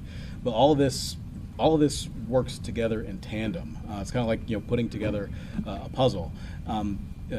Karen talked about the fact that there were 62 incidents that they helped to mediate before they turned into incidents of possibly violence. We don't know what would have happened with all those. Maybe they would have been fightings. Perhaps they would have been non-fatal shootings. Perhaps they would have been homicides. But the fact is that if the Department of Community Wellness and Safety had not been there, there could have been some sort of escalation to that, which would have called in the police department, and their eventual arrest of the perpetrator would have, had the district attorney filing some sort of charge and having a prosecution of that in the court system. Or that could have happened with the sheriff's office too if that incident had happened in a park. So we're all working together. I mentioned before my interaction with a parent at Bradley Tech High School at the Gilbert Brown summer football camp that he puts on, and she came up to me and asked me the question about how to steer young people in the proper direction. So before you get to the point where somebody is in an altercation, right, starting at a younger age, we want to make sure that they are in a position where they are surrounded by caring adult figures. They get the resources that they need so they don't find themselves in a situation like that. So then they don't end up in a situation where they're being arrested by the Milwaukee Police Department, or the Sheriff's Office, and then they're not in a court system with the DA, and then it goes on from there. So all of us are working together in order to see a safer city. James. Mayor, you and the chief both touched on this. I'd like you to both answer as possible. You've shown basically crime is down across the board in this quarter and on the 4th of July. Yet you both talked about public perception. You had two very violent crimes involving both of your officers, chief, in very public bar districts. With the numbers being down and being low, how do you battle that public perception of what happened over the weekend? Well, I'm trying to be very careful here because I think with your help we can do that, right? So, for instance, and this is one of the things I've been thinking about, is that yes, on the 4th of July there were a minority of folks that did some terrible things, right? They engaged in fighting publicly in the street and stuff like that, and that is what was zeroed in on. That's what was the focus. That's what everybody was talking about. We're having a conversation about that right now. But nobody's asking me the question about not the couple dozen of people who were fighting perhaps, but the literally tens of thousands of people, possibly even hundreds of thousands of people across the city who are celebrating the 4th of July and doing it in a positive way with friends, with family, at backyard picnics, at picnics and barbecues, going to, parades, celebrating the holiday and doing it peacefully, right? I could really use some assistance. I think everybody in this community really could, if that was the focus. I know we have to talk about these things too, but there's two sides to this coin. And the fact of the matter is that there are way more people in the city of Milwaukee that celebrated the right way than the negative way. So the perception, I think, comes from the people who are telling the story. So help us to tell the story better. Respectfully, we did cover that side of it. We were at the lakefront. When two officers get injured, we cover that as well. No, I agree, and you should cover it, and I think it's important to cover it. But we're talking about the negative things that happened on the 4th of July right now. I presume that as we get through the room, if there's further questions about 4th of July, it's going to be about violence and not about all the great things that happened on the 4th of July. That's just how it goes, right? So I could use, and I think the city could use, some additional storytelling on the positive end. And it's not just in the media. It's people out there as well. I mean, the chief touched on this, right? When there's a fight that's happening out there, everybody whips out their cell phone and they want to film it and they want to post it to social media, right? That doesn't tell a positive story. That doesn't help to change the narrative that you're talking about, James. So I think everybody's got a role in this, as we talked about. Public safety and the perception thereof is not just limited to the people who are here or even to you guys. It's folks that are out there too. So I think we continue to talk about the positive things on all ends, whether it's us, whether it's you guys, but people in the community as well. I think that's how you get to change the perception. Oh, Chief, you want to comment on that at all? Or? You stated it. Okay, thank you. All right. Matt? To the chief or sheriff, or I guess anyone who wants to answer, I'm curious, all the trends in the data you just talked about, what would happen if your departments received less funding or eliminated funding, as some candidates for governor have suggested they support? So there's nothing new to deal with challenging budgets. There's nothing new to deal with those expectations to do more with less. As the leader of the Milwaukee Police Department, I have to continue to advocate for whatever we can do to support the men and women, the work they're doing. Because out of all the industries, very few, besides probably the medical field, do you have a 365 days a year, 24 hours a day, holidays included, operation. But we also have to be very conscious of that this is a fiduciary responsibility. Money is finite, but you get the police department you invest in. And we need to understand that there is a value added to having a strong, supported public safety. People don't build. People don't live in communities they don't feel that there is a support of your public safety. And so that always and shall always remain to be part of the conversation. But I'm not in a position to dictate how the money's spent. All I can do is say, be careful what you ask for. And understand that we are working as best as we can collaboratively, but there still is that type of investment, which I'm very appreciative of our mayor, of making that commitment to ensure that we have the adequate resources to do the work that you're seeing in our community. Sheriff?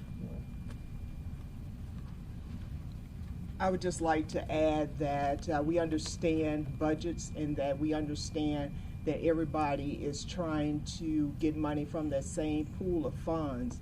But as the chief has said, just about everything we do has a level of public safety involved. If people don't feel safe, they're not going to live in the communities. People are not going to build, they're not going to invest, you know, and so public safety is something that is important for all of us. And so I would hope those who are advocating for reducing the amount of money that we have really look at the effects that it could have on the community as a whole. Thank you. Before we go on to the next one, let me just say as well that I have made tremendous investments in public safety in Milwaukee, in the police department, the fire department, and other places too, soft places for public safety. I haven't seen this, but I hope that there's no candidate for governor who is requesting a reduction in support for public safety.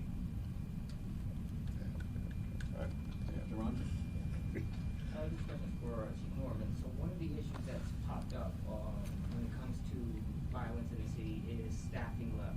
Can you talk about these staffing levels, where we are, and if that's helping or not helping issues in the city? So I don't have the current numbers right now. I do understand that we still are continuing to recruit. You know, we can apply. You come on down.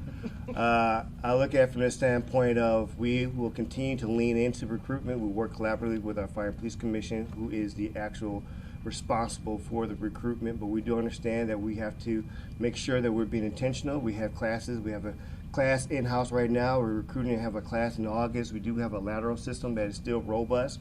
And so we are leaning into the recruitment and ensuring that we have the type of staffing that will be satisfactory for our city. But yes, we still need, we still have retirements. We do have people resigning, and sometimes we have to terminate somebody.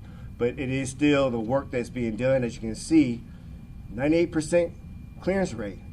That's nothing to sneeze at. You know, when you see that these reductions at this quarter on top of last year's reductions is nothing to sneeze at. So while we may have staffing issues, we are still leaning into the work. We're still making sure that we're being partners to our partners in the work. And so I will always take more.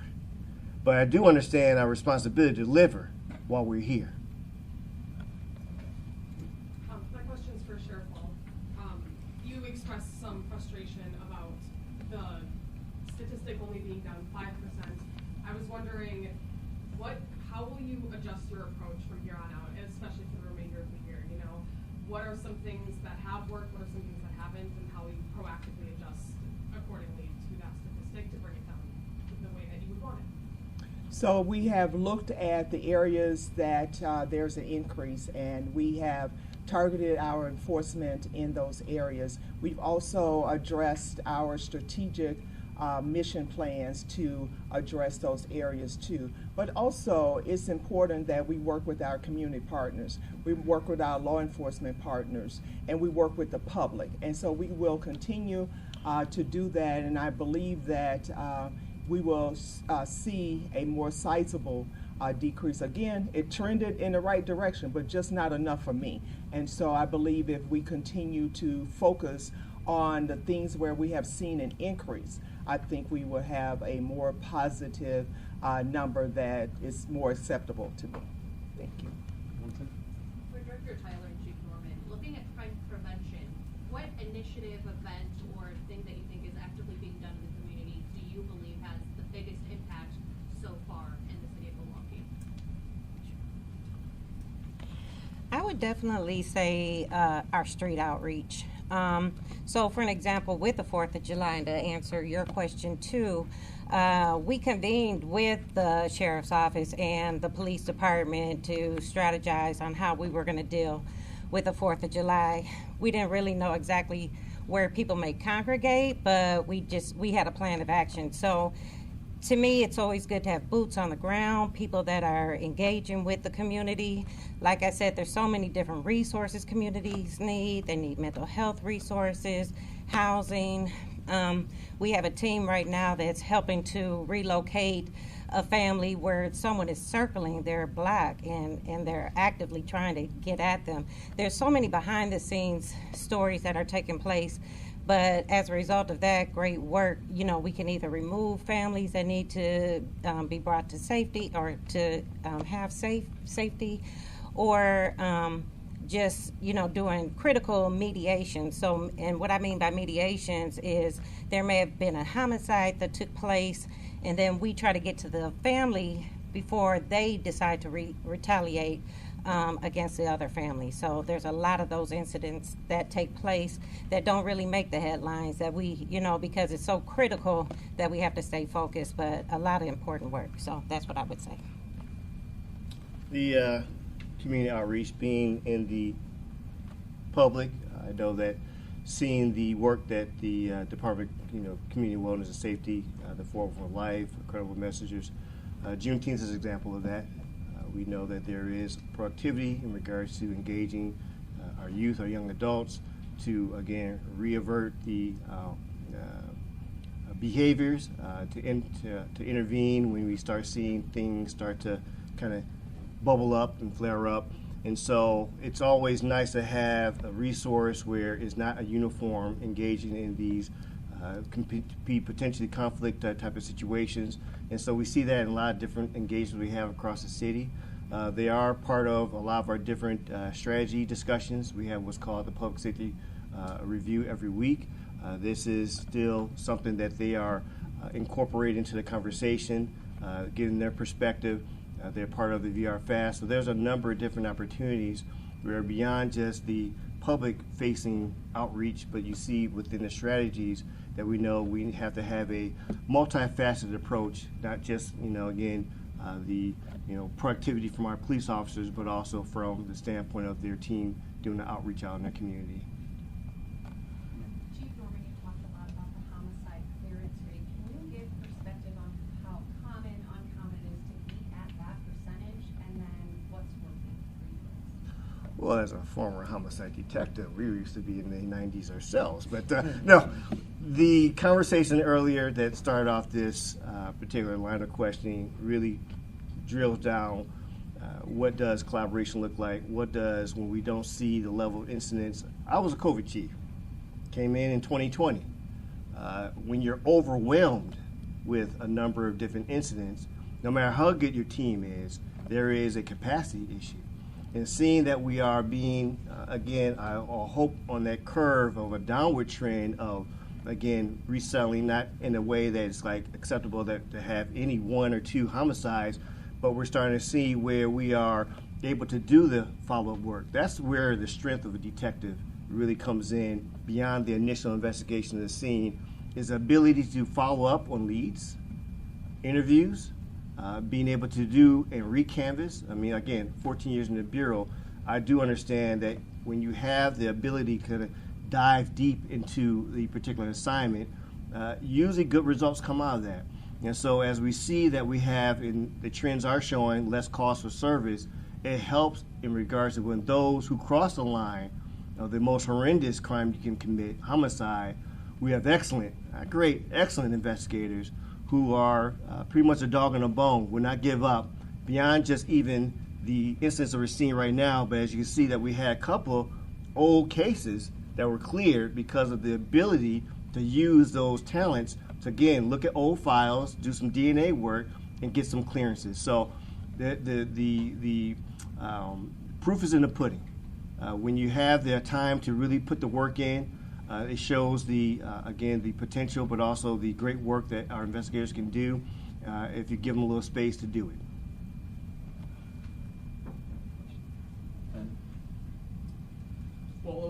crime. Is it for me? Yes. Sir. Okay. All right. Well, overall crime across the city is down.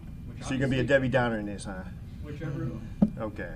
Go ahead. I'm sorry. There are some neighborhoods in the city, such as the Sherman Park neighborhood, that are seeing the opposite effect, particularly with homicides and non-fatal shootings.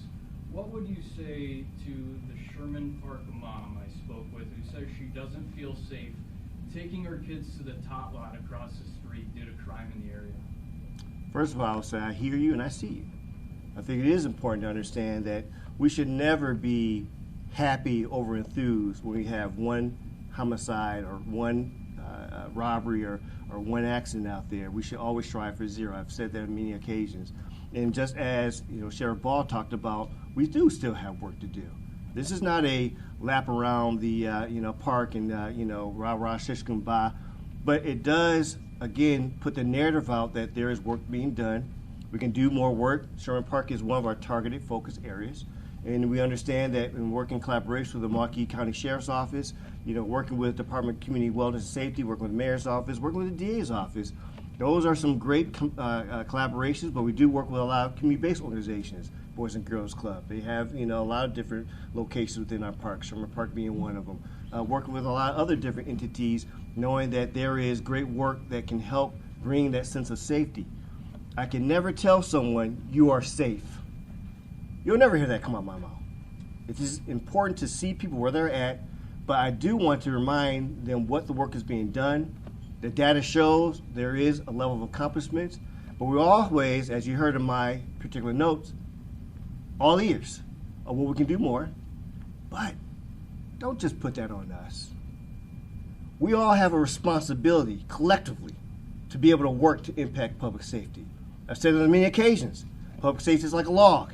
Heavy if one person is lifting it, but if we all had hands on that log, lifting it together, you will see the type of consistency, but also the efficacy of collective efforts there. Some in the community, in Sherman Park in particular, want to know if MPD has the capacity to put more resources in that particular area. How do you respond to that? Yes, we do. Well, we do. I think that is important to show that we see these type of flare-ups and issues that we do, but there is a thing about over-policing. There is a thing about this is about empowering, and that's part of the vision and mission. When you walk into this room, you walk past it, sustainable neighborhoods. Sustainable neighborhoods is not about occupational force. It's not about seeing cops on every block. It's about empowering our citizens, our residents, that say this is our block, and that you will not have that type of shenanigans going on my block. We are assistive in that work. We make sure that people are accountable. 98% shows you that people are being held accountable. But when it comes to consistency, 24 hours a day, 7 days a week, it is the community's responsibility, a shared responsibility, to make sure that this is not a one-hit wonder. This is a continuation of the work we're doing to keep our community safe. Yeah. Okay. I wanted to ask, help us understand, obviously we're talking about the homicide clearance rate a lot, pretty big difference with the non-fatal clearance rate. Can you help us understand kind of what goes into that number? Are there unique challenges with non-fatal shootings? Kind of help us understand why that number is where it's at. So the biggest challenge, especially being a violent crimes detective, is cooperation. There is the being familiar with those who are involved in the incident. As you can see, and it's still part of the number one driver in our violence in our community, is interpersonal conflict. And so while you may be harmed from that conflict, there is still that level of responsibility to tell us who was part of that unfortunate situation, who did what they did. I've always said this. We work as hard as possible about trust because we understand that that's what we have to work with to get those to tell us who is creating harm to themselves. And so when we talk about non-fatals, the challenge is, again, not only the particular trust to tell us who had harmed them, as the DA just said, you got to work through the system with us. We have a great commitment of victim witness advocates. We have victim witness with the DA's office, but people have to meet us halfway.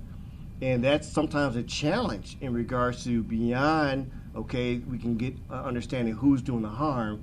Are we going to hold them accountable at the end, which, definitely has been still challenging in regards to that. It is a process.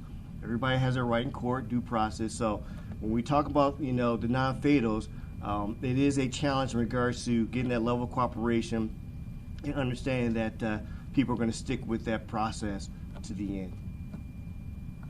And I guess specifically for Karen or the mayor, regarding homicide specifically, that's a pretty big drop, 30%. So what do you specifically say is the main reason behind that, or some of the main reasons? Yeah, again, it's the collaboration, and it's the fact that it's not one particular thing. It's our collaboration, and it's the cooperation with folks out there in the public. We constantly talk about the fact that we cannot do it alone. The police can't do it alone. I can't do it alone. Sheriff can't do it alone. The DA, DCW, nobody can do it alone. No organization, no unit of government, no division of government can do it alone. It takes everybody, and I think that folks here in Milwaukee are listening to that message. They're heeding that message, and they're being our partners in order to help to produce a safer city.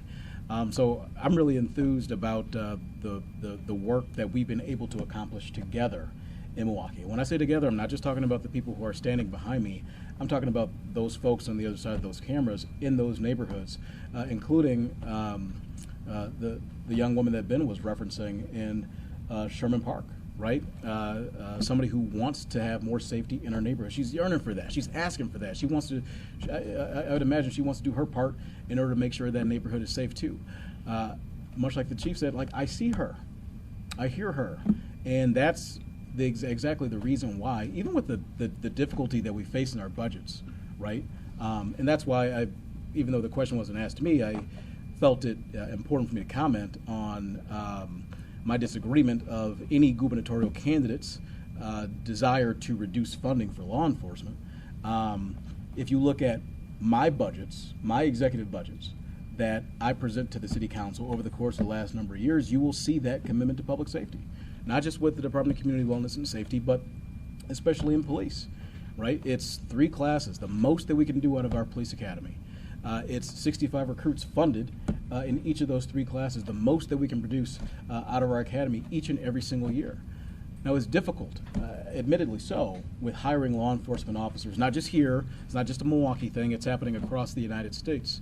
But our commitment is there. So I see her, and I'm making the investments in my budgets in order to answer that call, because she wants more presence. She wants more law enforcement. Her neighbors do too, and we're trying to make that happen.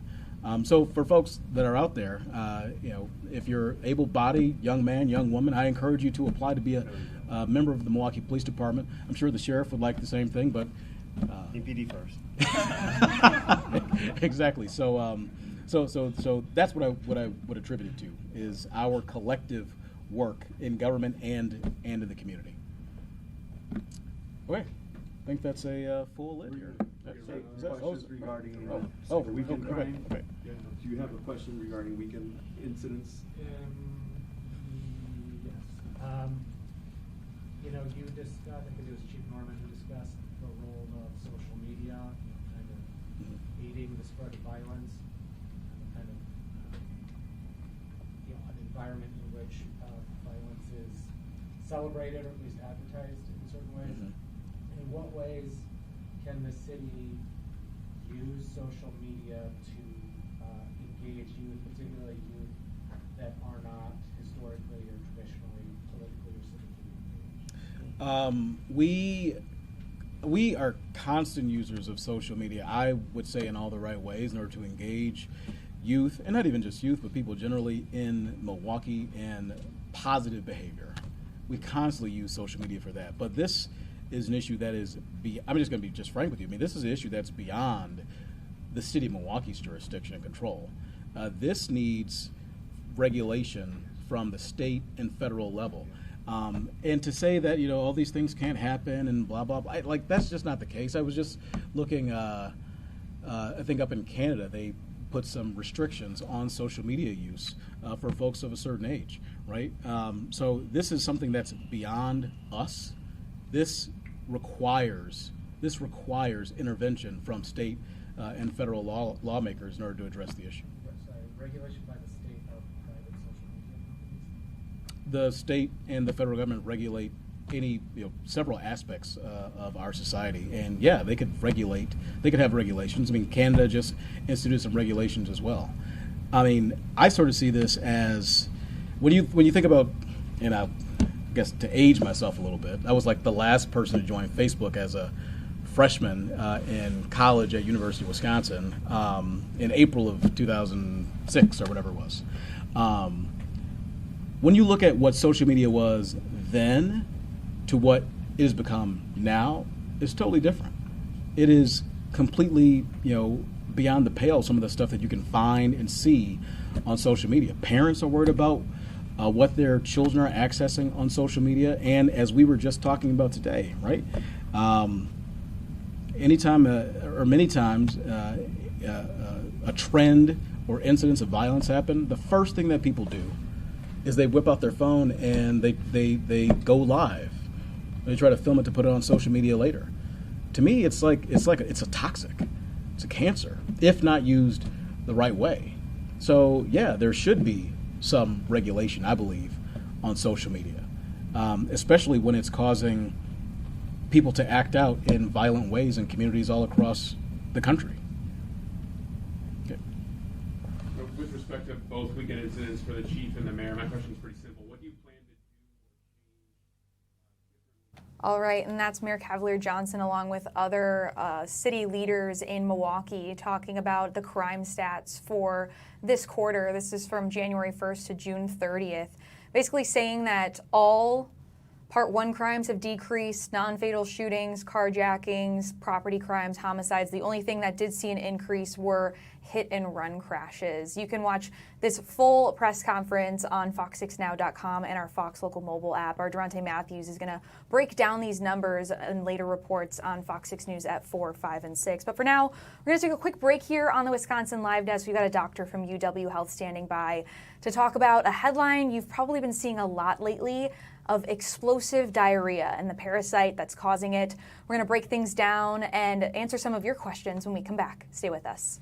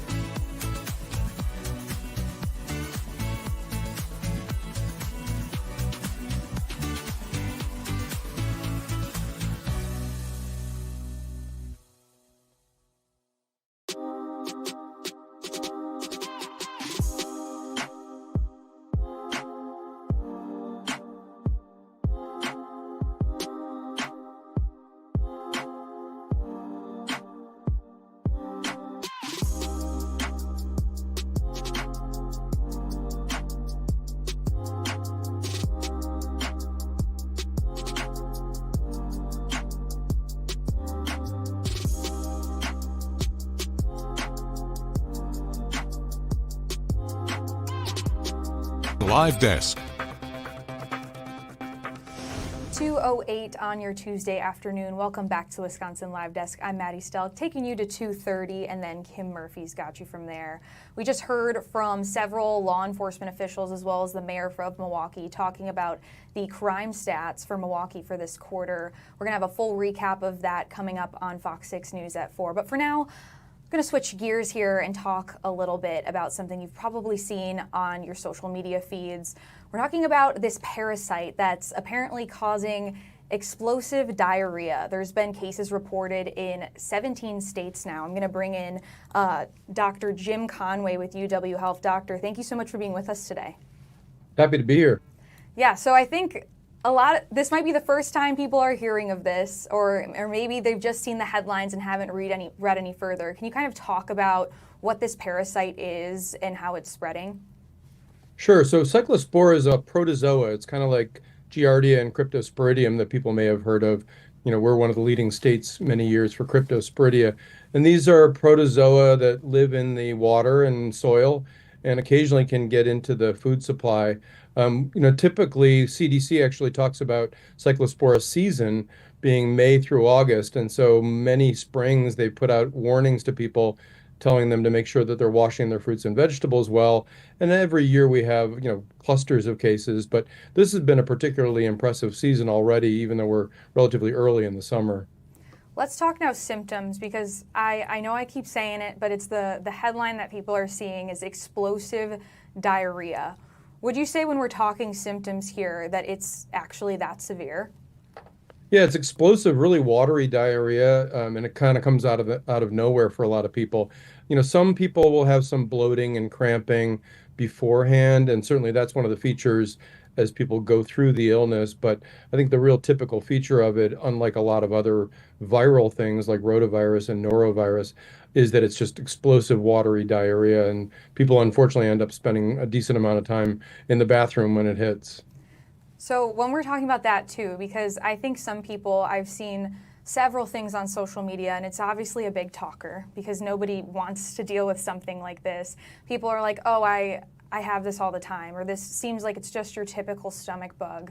Kind of talk a little bit more about how it differs from that, if at all. Yeah, no, it's really a sudden onset, and it's essentially like watery explosions over and over and over again. You'll hear about people occasionally getting admitted to the hospital with this, and it's usually because they get dehydrated and are just having trouble keeping up with their fluids. But it is really, from a lifestyle standpoint, it's kind of debilitating because you just can't go anywhere. So even people that have sort of intermittent chronic GI problems, this is a whole step above that. And then is this something that goes away on its own, or is it something that needs to be treated?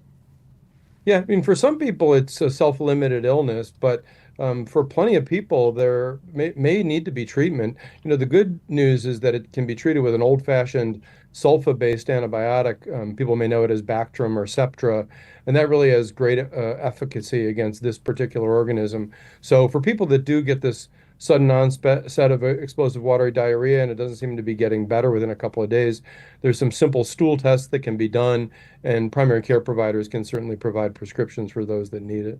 Dr. Conway, you said yourself that this is pretty debilitating and you're spending a lot of time on the toilet. Is there a typical timeline of what you've seen that people are experiencing these symptoms and when they might start to feel relief? Yeah, it usually hits about a week after you get infected. Typically people are infected by eating contaminated fruits and vegetables, but about a week later it sort of hits with pretty sudden onset. The nature of the severity is really dependent on how much you get. So it's what we call dose dependent. So if you get just a little whiff of it, it may be a mild case, it may just last for a couple of days. But if somebody gets a large number of what are called the oocysts of this parasite, about a week after ingesting those, they can hit with a vengeance. And we've seen people sick for a week, 10 days, and not recently, but I've certainly seen patients hospitalized in the past with severe cases where they just couldn't get over it on their own. I think people too on social media, I've been reading the comments as I'm telling you too. I put out a TikTok saying, I'm interviewing a doctor, I want to hear what your questions are. And there's some serious ones, there's a lot of people making jokes. They see the headline, explosive diarrhea, and they're like, how can I get this? I want to lose weight, I want to get skinny. What would you say to them? Yeah, this is not a fun one. This is, the cramping, the nausea, the bloating are really uncomfortable. But, I guess it's a lifestyle choice, but I think I can think of about 8,000 other things that I would prefer to do with my time than sitting on the toilet. So it is not something that we recommend by any means. And again, it's watery diarrhea, so it's really the hydration part of this that people really need to keep up with. And that can be challenging when, you're sort of having stuff pour out the back end. Can you get enough in the top end to keep up with it? So this is not something we encourage, and we really do encourage people to do everything they can to avoid it. I want to talk virus fatigue, because I feel like living in a post-pandemic era, and we see these headlines about, you know, a new virus or a new parasite. Is this something that Wisconsinites should be concerned about with the report of cases in Wisconsin and also 16 other states?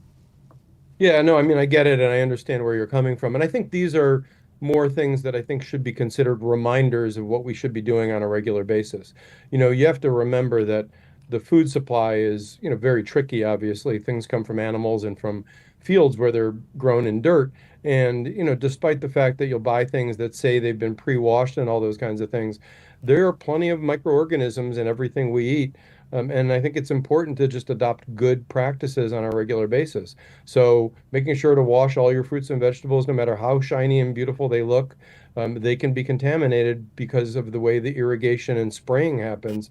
And so if you just do it the same way all the time, avoiding cross-contamination on cutting boards and things like that, you know, then you don't have to worry about these kinds of things. And so I understand where the fatigue comes from, but there's clearly a lot of people out there that aren't doing these things on a regular basis. And, you know, in particular, you want to think about the fruits and vegetables that have a lot of nooks and crannies. So if you think about, you know, things like berries, I mean, those things, people eat them raw out of the box, but, you know, they have a lot of different areas that can get contaminated where things will settle in. And so it's important to just tap the brakes, take a second and wash them off really well. We certainly all know about everything related to people talking about pesticides and other things that our fruits and vegetables can pick up. If it's something you're going to cook, you know, make sure you cook it well. And once you're done cooking it, you know, put it in the refrigerator so it doesn't have a chance to ferment or grow anything on it. Same thing goes with meats. You know, it's certainly important to make sure you're taking good care of your meat and cooking it well and all those kind of things. And if we do all those things on a regular basis, you don't have to really worry. Same thing on the virus side with respiratory viruses. You know, if you got a cold, stay home. If you got to go out, wear a mask and you know, and be respectful to others. You know, and if we kind of all adopt these things as regular lifestyle things, then you don't have to really worry about this stuff so much. Yeah, some great reminders, and I agree with you, good lifestyle practices that people should put into play, and maybe will, especially now with all the talk surrounding this parasite. Dr. Jim Conway with UW Health, thank you so much for joining us today. Thank you. Stay healthy. All right, we're going to take a quick break here on the Wisconsin Live Desk, and then we're actually going to check in with one of our brand new reporters making his Live Desk debut today. Ben Hansen, our new Kenosha-Racine County reporter, will be joining us. And if you want to learn more about our newest member of the FOX6 family, then stay with us after this short break.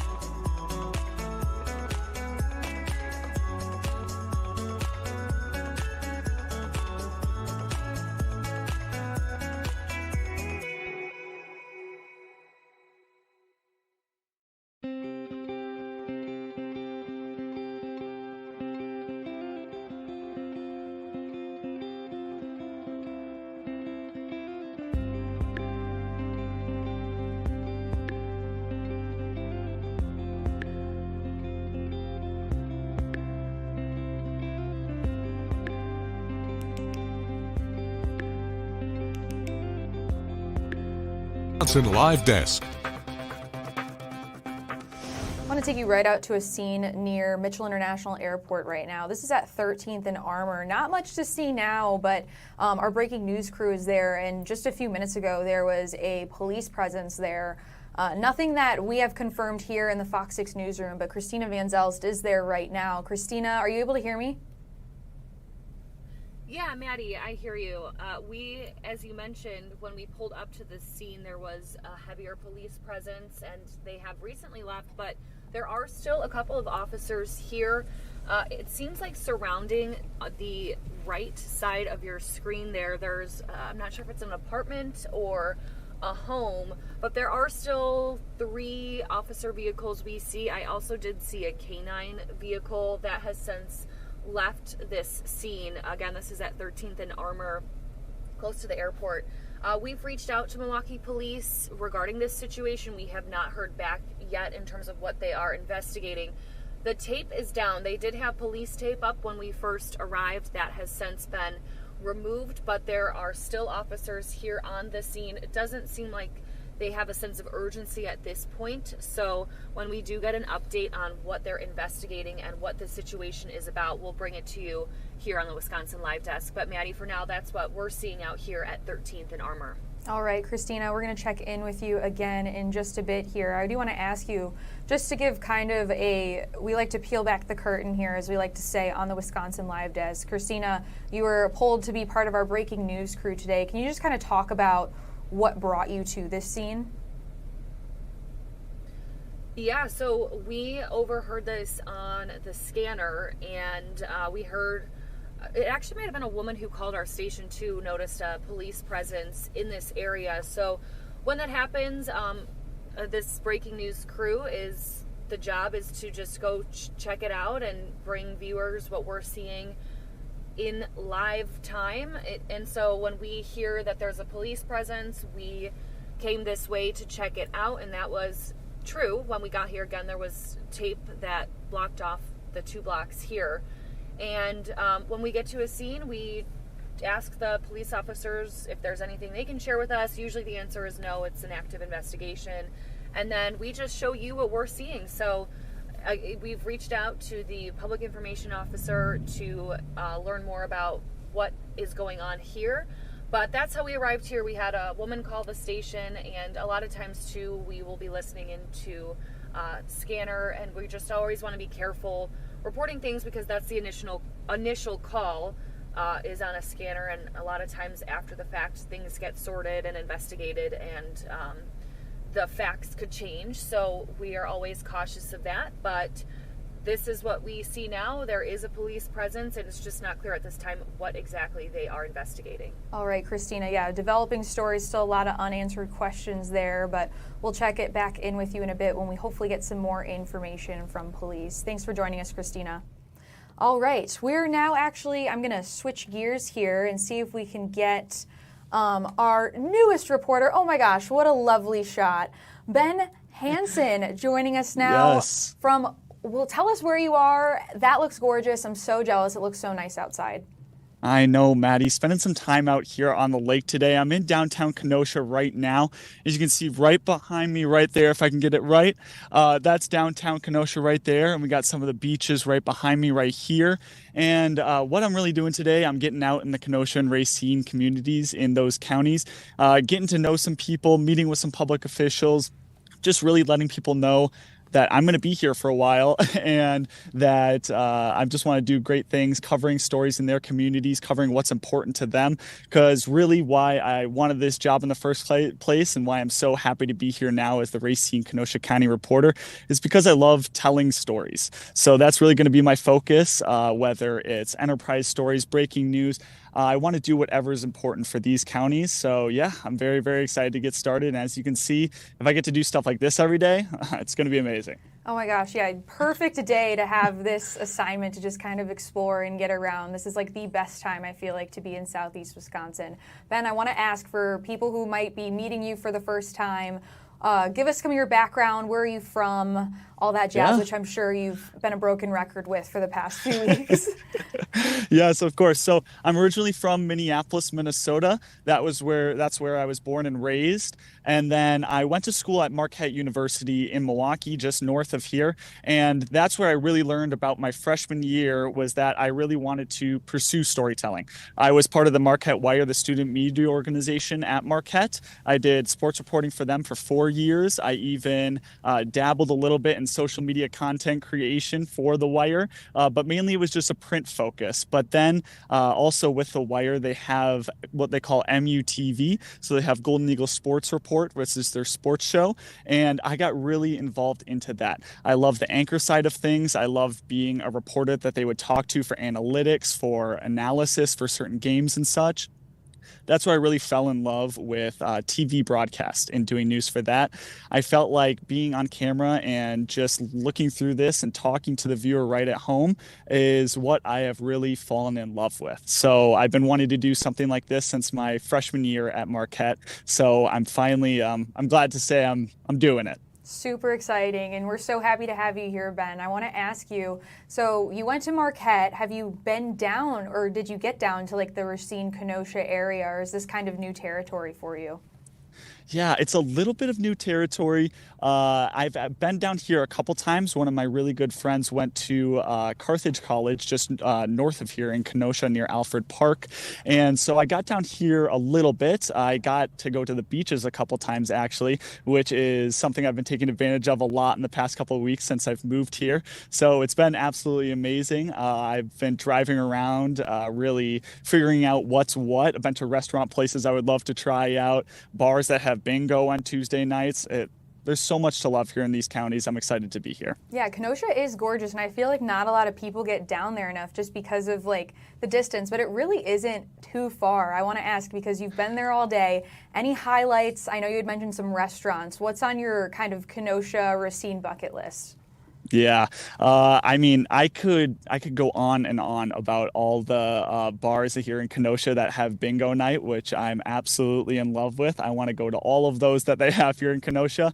And right behind me, you can see on right over here, they have the trolley that runs through downtown Kenosha.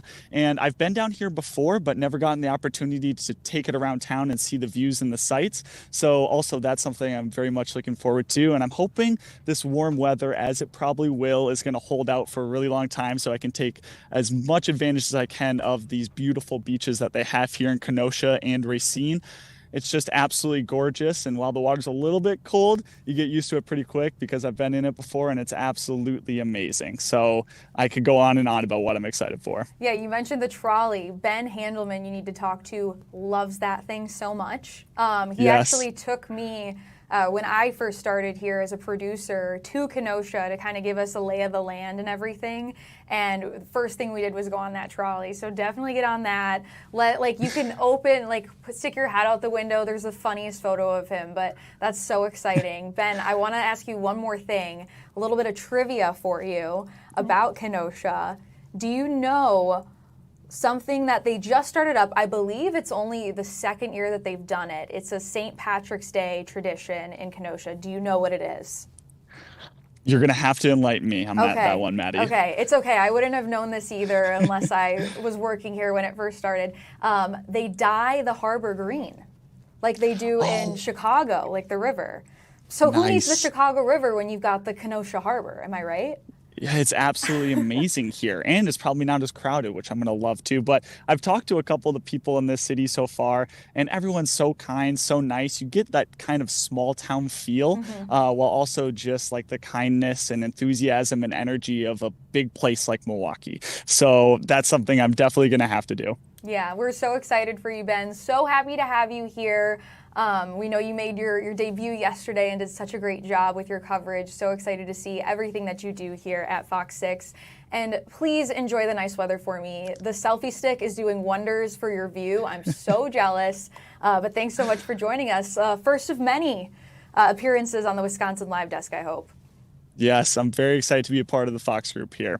All right. Thanks, Ben. That's awesome. So great to hear from Ben, our brand new Kenosha County reporter and Racine. So great to have some Marquette alum roots. I know we duke it out here in the newsroom between all the impressive and amazing schools that people have come from. We're going to take a quick break here on the Wisconsin Live Desk. Kim Murphy standing by right now. She's going to take you all the way to 3:30, and then I'll be back for the last half hour at 4. So don't go anywhere. The Wisconsin Live Desk returns in 4 minutes. Stay with us.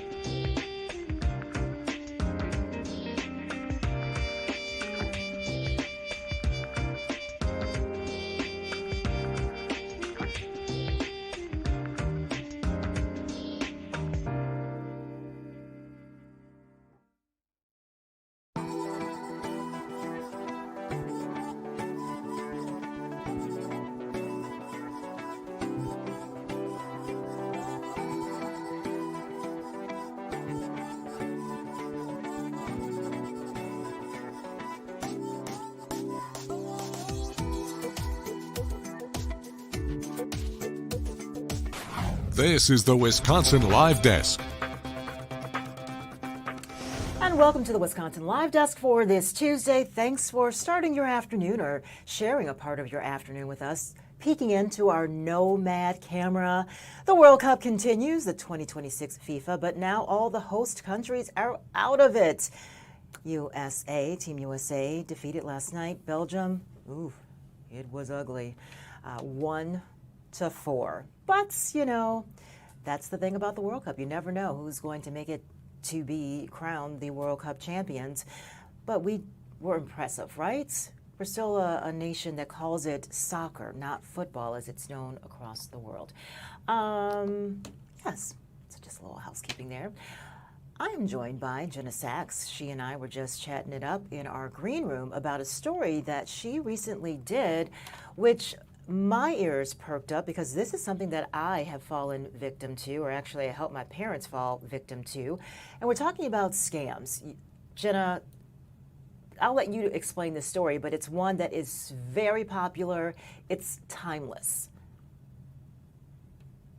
Yeah, this is something the Better Business Bureau will talk to us about every year. If they could, we do a story about it every year, but they certainly send out alerts about it. It's a driveway issue. So what happened to this woman is she was out on her driveway back in November looking at the cracks, and someone pulled up and told her that they had some leftover product from some service they were doing nearby. They asked if she would like to have the cracks on her driveway repaired, and she agreed. And they took $800 from her. She got a receipt for the job, and they were supposed to repair the cracks on her driveway and come back a few days later to do a second coat of the product. The problem was a couple days later, it wasn't looking very good. And we didn't say this in our story, but she called the police at that time. They told her it was a civil matter, and they contacted the operators of that company and said she's not very happy with the work that was done here. They said, we'll be back to do a second coat. Well, it was November, and then it rained, and then it snowed. So they were having all these other problems with the weather. The company said, we'll come back in May and we'll finish it then. The problem was she didn't hear from them in May. She called us in June saying, I haven't heard anything, and frankly, I don't trust them to do any more work on our project. Excuse me, which makes sense. This is what we call a tease, a two-parter. We're going to take a break, and when we come back, we're going to talk about some of the red flags in this situation and what you can do if you all of a sudden the light bulb is going off and you're like, oh my goodness, I just agreed to the very same thing a couple days ago. You're on the Wisconsin Live Desk. Back in a moment.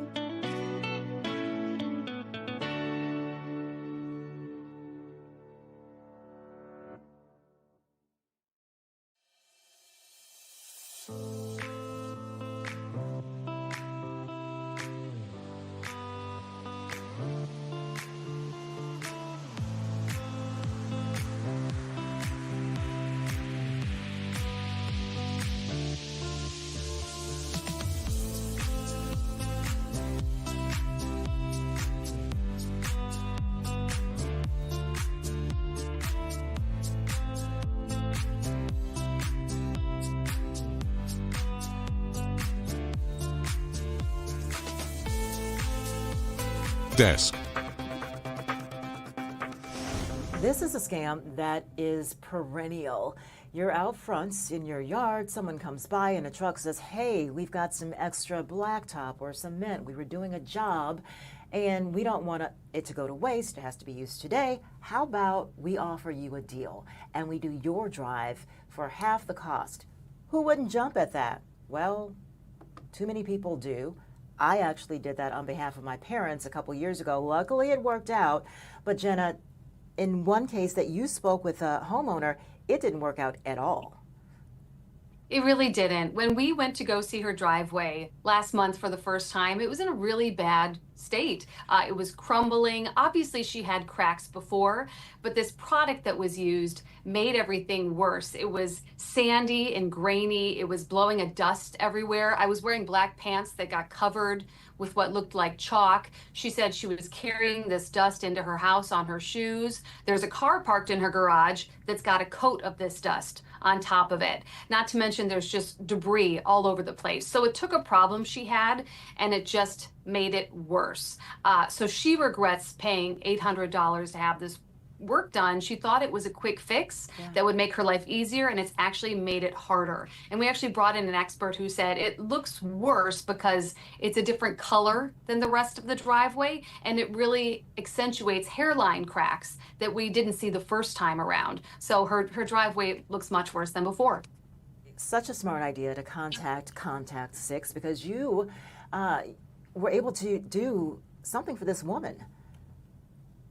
We were. So she had a business card and we met with her. We heard her story. And then the first thing I did at the bottom of her driveway was I called this business. And I will say the operator answered the phone and was incredibly responsive to us. So within a few hours of me chatting with this person about the work that was done, she arranged for someone to deliver $1,100 to the woman's doorstep.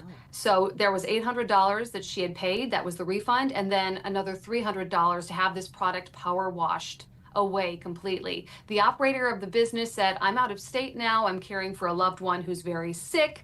So she's not in the area. The business is not operating here anymore. But we were happy to be able to provide that for Ellen, and she was satisfied. Before FOX6 got involved, Ellen had tried on her own to reach out to the company. What was the response? So she was waiting to hear from them. She was already pretty frustrated with them based on her experience with the work that was done. And she said, I told myself if they called me in May, like they promised, that I would talk to them about it then. She called us in June because they promised to call in May and they hadn't. Now the business says we were trying to reach her. Her voicemail was full, and Ellen acknowledges my voicemail was full. I've had issues with my voicemail. So that could have played a part in this. But at the end of the day, a bad product was used for this particular job. There's nothing wrong with the product itself. It was just the wrong tool for the job. Is this a scam that targets any specific group, or is it just by chance? They spot you and they try to hard sell you? I mean, this is something that could happen to anyone. The Better Business Bureau always argues or sends out press releases saying, beware of door-to-door solicitations. If you're being pressured to make a quick decision, you're not doing the research that you need to do. You're not looking up their history of complaints on Google. You're not looking whether they're a member of Milwaukee NARI and have to adhere to a code of ethics. You're not looking up their Better Business Bureau page or whether they have a history of small claims cases in Milwaukee County Circuit Court, for example. So that's all research that we would recommend doing, and so would the BBB. They would also recommend paying with a credit card because you have more protection. Ellen paid in cash, which makes it harder. And they recommend getting a really good contract. Ellen had a receipt, but a lot of the information was communicated verbally. Now, thankfully, in this case, the operator was local. Usually these are out of the area people who come in, and then when the workmanship is poor, well, they've already moved on. That's not the case here. There was a local address, but we went to it and were told that person had moved. So it was kind of the same outcome. We couldn't reach the business, but thankfully they did answer their phone and they sent that money. I'm just listening, and again, I did this on behalf of my parents thinking that I was helping, but all the red flags that you mentioned, there was no real receipt. We paid with check. which was, and then I also felt I didn't trust my gut because I was feeling a little, hesitant about it. But I think the thing that pushed me into it was the guy across the street also decided to go with it and have his drive done. So I'm like, okay, well, if they're doing it, but that is kind of how this works as well, is that when this type of contractor is in the area, they kind of canvass that block, that neighborhood. It's just so convenient. And if you're facing a $10,000 driveway repair to tear out the whole thing, of course it seems like a great opportunity to spend just $800 to get it fixed. But it doesn't give you that opportunity to really do the research. And we can say, we don't know if we can qualify this as a scam per se. It is possible this business would have tried to make it right with her if they could reach her by phone. But at the same time, we spoke with a NARI recommended concrete contractor who looked at this product, and he said, I don't know any professional who would use this product for this purpose. He said it's basically a sand that's meant to fill cracks between bricks and pavers. It's not meant to be a surface treatment. It's not meant to be spread everywhere. He was speculating maybe they thought they could fill some of those cracks, and then they realized they were in over their head with this job and just started spreading it everywhere. But the problem is every time it rained and every time it snowed, that product was weakened. It did not adhere to the driveway. It couldn't handle the pressure in those cracks, and it just crumbled everywhere and made a really big mess. You made someone smile. Ellen is, I know, forever grateful for you helping, because $800 is a lot to be out of. Jenna Sachs, thanks so much for stopping by the Wisconsin Live Desk and also sharing some tips so that people are more aware of these pressure door-to-door sales. Pretty much, you should pump the brakes and do your research. Jenna, thank you. You bet. Anytime. And you're watching the Wisconsin Live Desk. We're going to take a break. And after that, we're going to talk about some of the news of the day, of the week. Vice President J.D. Vance is headed to Wisconsin, specifically Milwaukee. We'll tell you what's on the agenda.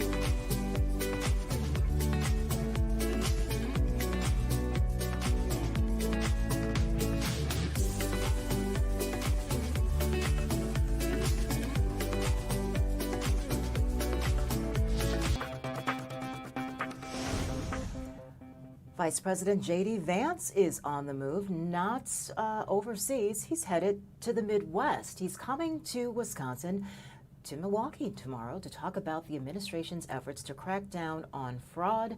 And joining us to talk about what this all means and why Wisconsin, why Milwaukee, is Professor Mordecai Lee.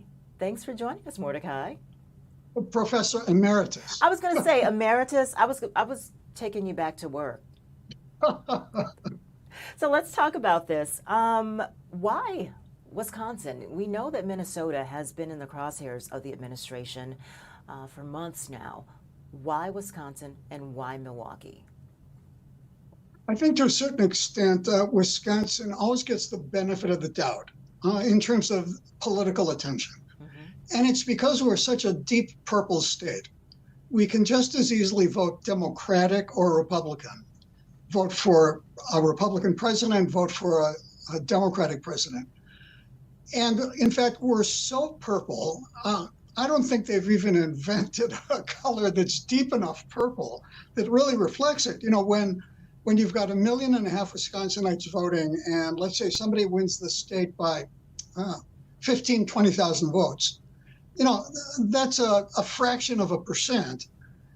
And so because we are so much on the knife's edge, all politicians want to love us and want us to love them back.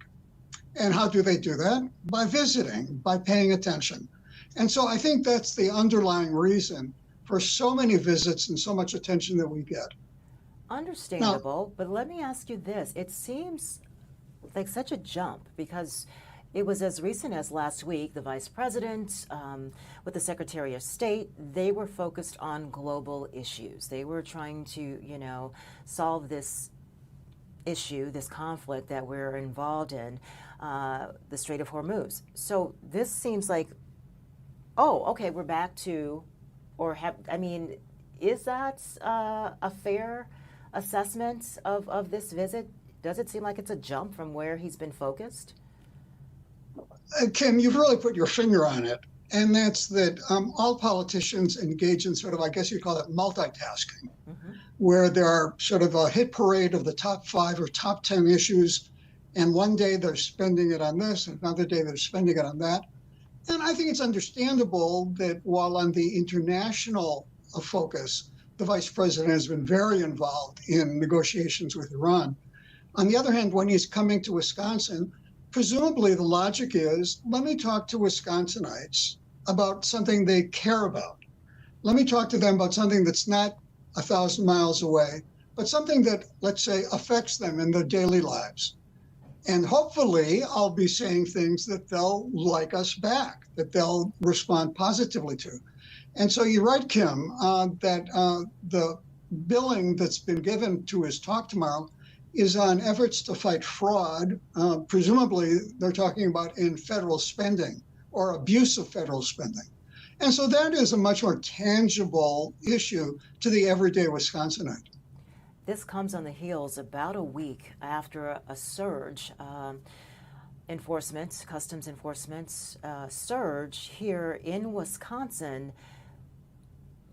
Do you think he'll try to steer clear of that? Do you think that will be one of his speaking points? Do you think there will be protests for and against? What's your beat on that? Well, the key is that we now know what the administration, what President Trump and the vice president want to talk about. In other words, not only are they not saying we want to talk about the Straits of Hormuz, they're not saying we want to talk about how many illegal immigrants or accused legal immigrants were arresting here in Milwaukee. What they want to talk about is an issue that will get sort of positive nods from the audience. Oh yeah, they should fight fraud. I don't want to see waste in government spending. I'm glad they're cracking down on fraud. And so that's a kind of a picking and choosing. When I'm here, I'm going to talk about this, and when I'm there, I'm going to talk about something else. Is this a one-of that he's just, one day he's here and that's it? He's just choosing Milwaukee to make that stop. And it's interesting because the last time the vice president was here, he was in Plover. So he hasn't been to Milwaukee in a while. Kim, I think the answer is that we've got the tail wagging the dog here. In other words, the tail is the fundraiser that he's going to be holding in Milwaukee during his visit. That'll cost about $10,000 for a couple, and more if they want to have a picture taken with him or they want to have a more extensive, closer contact with him. Now, $10,000 is a lot of money, and the Trump administration, the Republican Party, are very, very good fundraisers. Why is this important? Because money is the mother's milk of politics. To run a campaign, to buy TV ads, for example, you need millions of dollars. And President Trump is a great fundraiser. And in fact, he dominated fundraising to the point where the Republican National Committee, the Republican Party, felt that they were sort of in a shadow. They weren't quite getting the attention and fundraising that they needed. And so it's significant that he's coming to Milwaukee for a fundraiser that's explicitly billed for the Republican National Committee, which is essentially the National Republican Party. So the Trump administration, or the political operation of the Trump presidency, is sort of stepping aside and saying, we'll give you the vice president not to raise money for ourselves, but to raise money for the good of the party. So presumably the party can afford to run good campaigns in Wisconsin in November. 2 more questions. And now, why is he giving the talk on anti-fraud? Yes. Because it's sort of where he could justify that this is a governmental expense to fly to Milwaukee and give a talk in public on a certain topic. And oh, by the way, for a couple hours, he's going to be raising money. But then the cost of the trip will generally be attributed by auditors to the governmental accounts as opposed to charging the RNC. And it's something that's pretty common. Both sides do that. Right, both sides do that. This is very common, and this is a way for them to sort of double up. Let me circle back to the immigration issue. His visit tomorrow comes on the same day that former Judge Hannah Dugan is going to be sentenced for her case where she was found guilty of interfering with federal proceedings and helping an undocumented person evade arrest. So I would imagine this is going to be kind of hard for him to dodge talking about the immigration issue. You know, first you have the surge of arrest in Wisconsin about a week ago, and then you have a judge who, this case, federal eyes on this case, and she's being sentenced at 11:15 the same day, same city, blocks away from where he's going to be. I think in the nature of the event that he's doing, it's probably not going to be an open Q&A. Mm-hmm. In other words, if you had the average Wisconsinite sort of stumbling into the room and knowing what's going to be in the headlines that day and saying to the vice president, well, what do you think of this? That's sort of, I think, unlikely to happen, given that he says that his talk will be about anti-fraud efforts by the administration, and then that he'll be holding a fundraiser that will be, of course, closed, not open to the public, as fundraisers are, and where presumably the audience will not necessarily want him to talk about that. But Kim, you're still putting your finger on this coincidence of events that there clearly has been a surge in Milwaukee to try to locate and arrest and deport illegal aliens, while at the same time, the aggressive federal effort to catch these people led to her being charged and led to her being sentenced tomorrow. Mm-hmm. So those are pretty tightly connected kinds of topics. Last question. Is this an early look at perhaps a presidential candidate, J.D. Vance? There's no doubt that J.D. Vance would love to run for president. After all, he's the vice president. It's very natural. It's a kind of climbing up to the next step, that when you're vice president, you'd really love to be president. And in our lifetimes, most vice presidents indeed have run for president, some successfully, some unsuccessfully.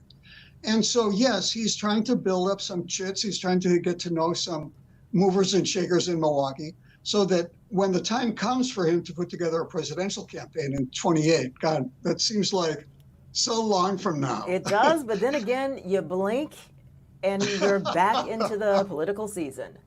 Right, and so he's putting together his card file. These are the people I'm going to call when I'm fundraising for a campaign for president. Wow, okay. And I heard you correctly, you said $10,000 for a photo op? Like, what are the prices here? No, I think it was $10,000 for a couple to attend the event. And I think it was $35,000 for a photo. But I'm not sure if I've got all the details right, so I'm going to have to say that I'm not positive about those numbers. Mordecai, what I'm hearing is that you need to start charging for your photos. That's what I'm hearing here. It's like we have benefited over the years, and we are, eternally grateful. But in good conscience, I have to tell you, conscience, you should start charging. The taxpayers paid me well when I was a professor and when I was a state legislator, and I'm glad to be semi-retired and sharing whatever knowledge I've got with everybody without any charges. Professor Emeritus Mordecai Lee, thank you so much for joining me this afternoon. Thank you, Kim. Nice to see you. Always nice to see you. You're watching the Wisconsin Live Desk here, and it is 3 o'clock or so, and we are going to take a break here. And when we return, I think we're going to, before we wrap it up at 3:30, check in on our weather. It did get hot pretty quickly. This afternoon, we're looking at 81 degrees. Ooh, if you leave your car, if you park outside for any length of time, oh, it's so much warmer once you get in the car. My thermostat read 89 degrees. So be warned as you move and do your business. We'll be back right after this.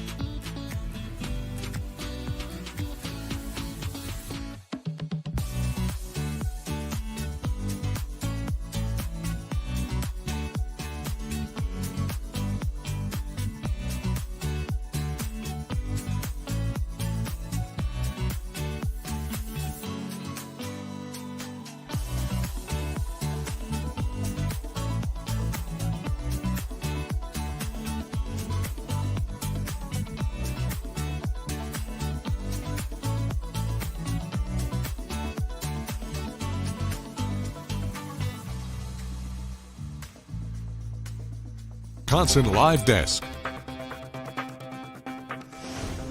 It's a Tuesday, and I just want to remind you, you're probably watching us right now on your phone, but did you know that there are other ways for you to watch us at home?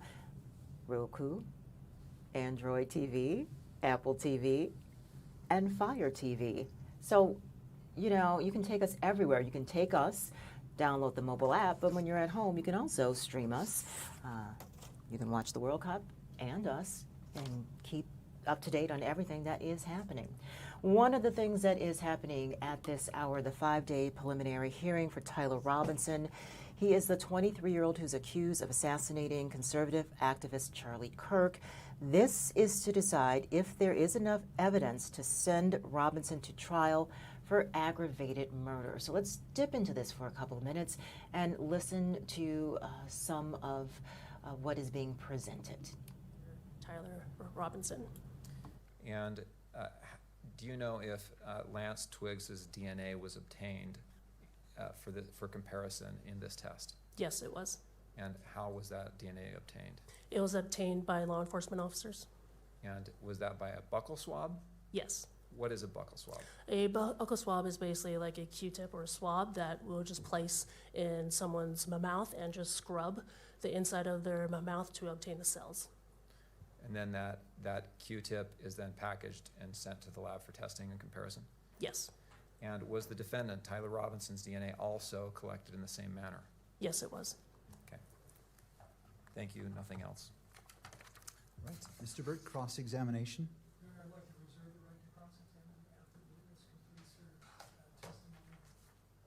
after the following. Oh, would you mind grabbing the microphone? I just want to make sure what you say is on the record.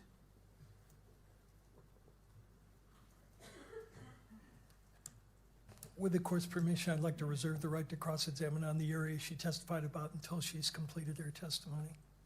Okay, okay, I see what you're saying. Any input, Mr. McBride? To share a little bit of what's been presented so far, the so-called sniper pad, a former Utah Valley University campus officer testified that he found what looked like a sniper pad or on top of a rooftop. It featured impressions matching elbows, knees, and feet with a clear line of sight directly to where Kirk was speaking. Exit the courtroom, or what's the request of the party? Yes, to exit the courtroom at this time. All right, Agent, if you wouldn't mind exiting the courtroom, and then we'll come get you when we're ready for you. All right? Thank you. All right, Mr. Burt, turning to you. Your Honor, out of order, the defense would be calling Amanda Baker. All right, Ms. Baker.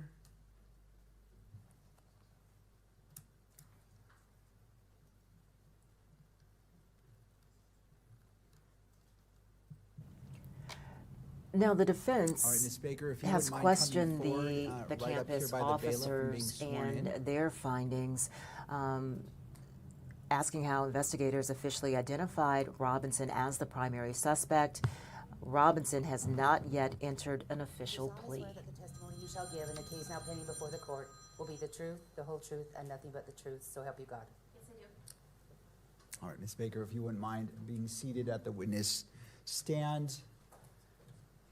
Once you're situated, there should be a water bottle for you if you'd like behind the monitor. And This is after a you're seated, if you five-day wouldn't mind just preliminary pulling that hearing, which is microphone close to unusual. you. Usually, these things are decided whether or not there is enough evidence to go forward with a trial or not enough evidence to move forward in a day, in a single hearing. So 5 days is quite different. Also, this could be a preview of what happens as the trial moves forward. This is the first time that Charlie Kirk's family, his parents, his widow, have come face to face with Tyler Robinson. Very emotional for them. Utah prosecutors are aggressively pursuing the death penalty. When a case comes into the DNA casework unit, I will review any information associated with that case. I will review any evidence that is submitted for that case, determine which items of evidence need to be tested and which tests need to be performed. I will then create something called an exam plan. You can think of this like a to-do list to let the biologist know which items I need tested. Once that testing is complete, I will review all the data, draw conclusions in the form of a report, and then testify if needed.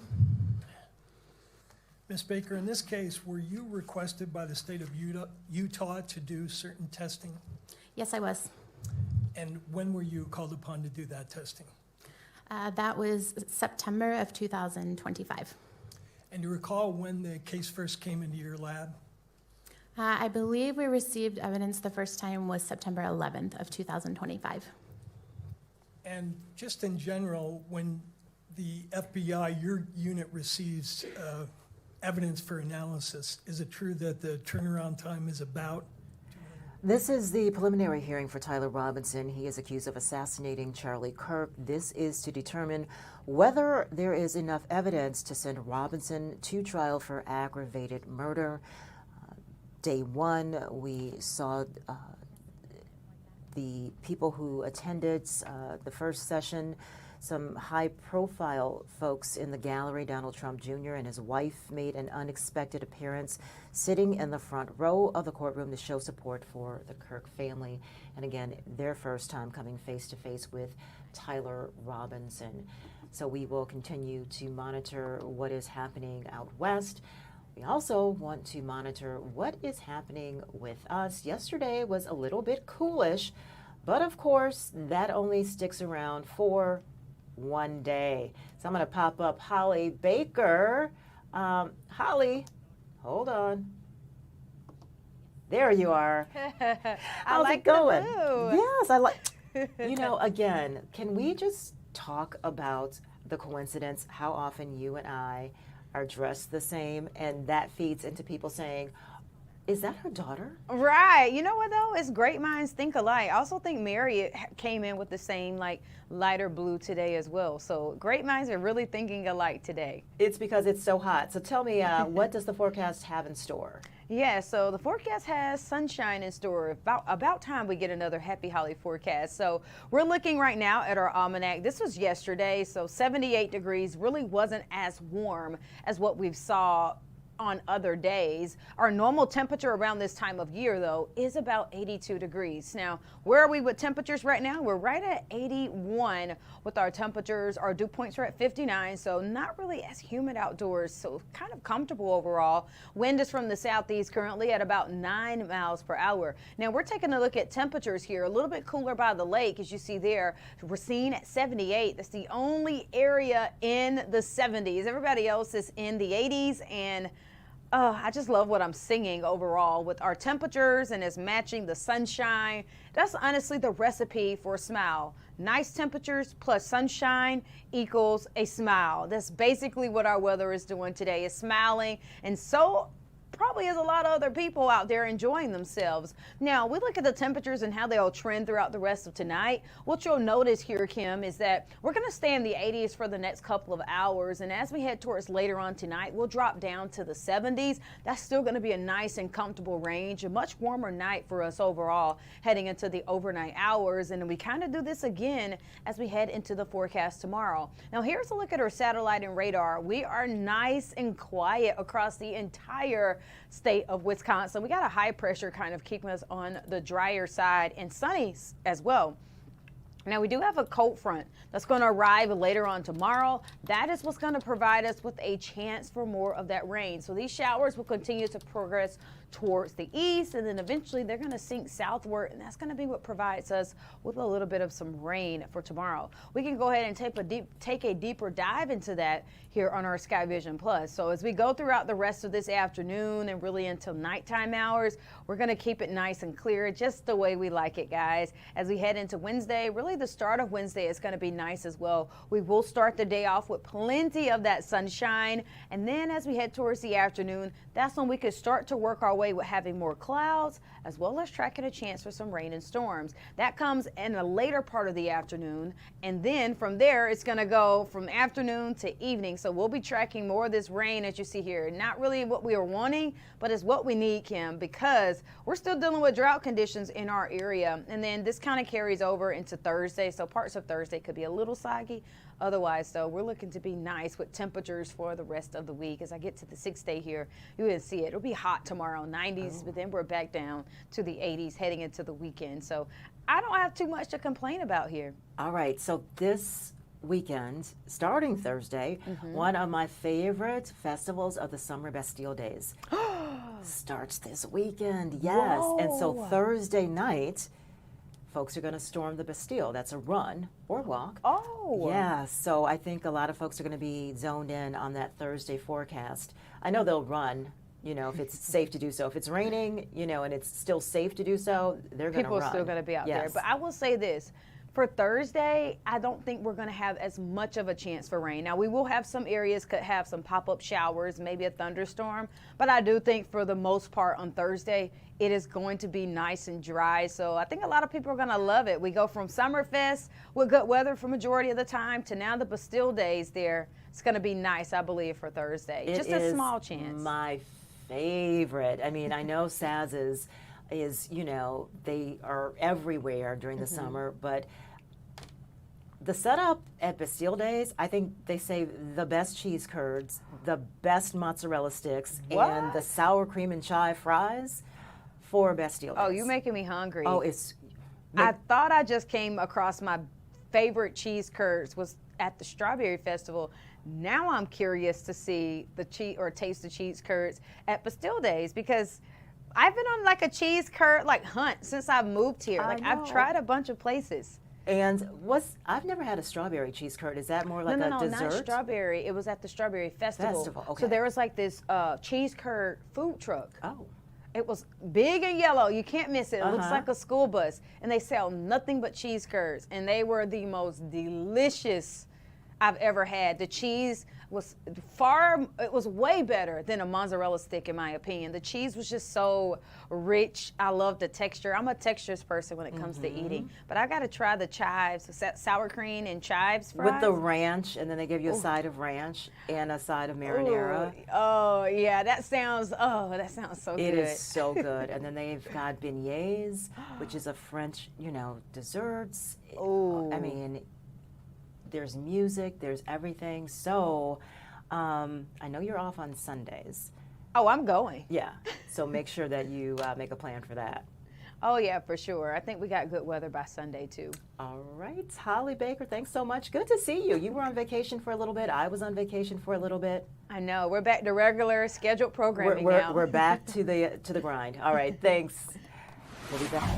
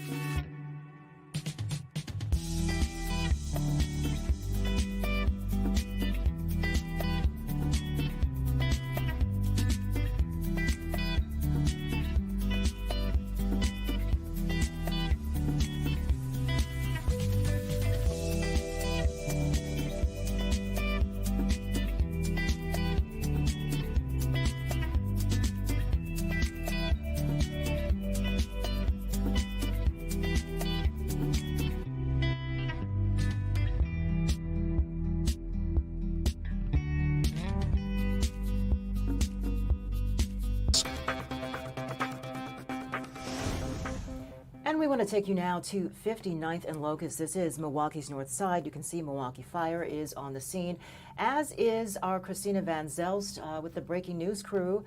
And hey there, Delaney. Sorry about that. Let's get back to that. So, Christina, what can you tell me about what's going on?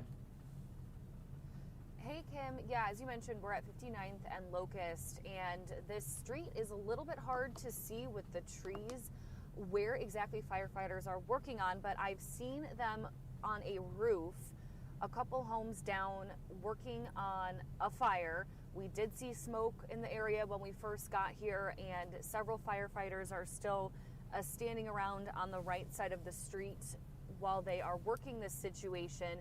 When we pulled up, there was also a crew that had a stretcher, but nobody on it. It's not clear if anybody's been injured. We haven't seen anybody taken away in an ambulance at this time, but there are 3 fire trucks here working this scene, and these appear to be homes on this street. Again, this is on 59th Street, close to Locust. Kim, we are hoping to go on the other side of where those fire trucks are, just to see if that's a potential better vantage point, because I did see some firefighters on that roof, but again, the tree is blocking the view to that. So we are going to try to get a different shot for you here, but for now that's what we're seeing here on Milwaukee's northwest side as fire crews are working on a fire at a home here on this street. It's interesting that I see that there is a unit from Wauwatosa's fire department that's parked on the lawn. I know this is inching closer to the Tosa border. Yeah, it is. We're maybe a couple blocks away from the border, so maybe they were coming to assist in this fire situation. But the crews that we see on the ground here, they're sort of standing around. I have to assume if we can get a better view of where they're actually working, there's additional firefighters on that roof there. Again, I apologize, it's hard to see with the trees on this street, but a lot of people are standing around outside too, watching first responders respond to this situation. And again, we have not seen anybody since we've gotten here be taken away in an ambulance, and the firefighters on the ground don't appear to be assisting anybody either. So of course we have reached out to the fire department for any information on what might be going on here in terms of what started this fire and if anybody's been injured. But for now, we are clearly, it is still an active scene as this call came in not that long ago. Christina Van Zels reporting for us on Milwaukee's north side. We appreciate the update, and we know as you get more information, you will bring it to us here on the Wisconsin Live Desk. We're going to take a quick break before we reset. Back in a moment.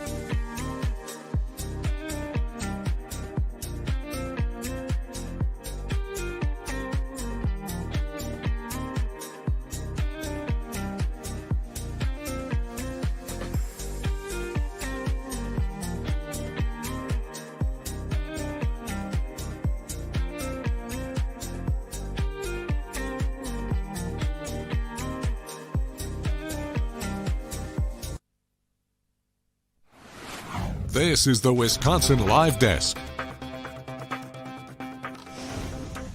Hopefully you are enjoying what's not to enjoy. We've got beautiful weather out there. Let's take a little look out there. It's dry, it is warm.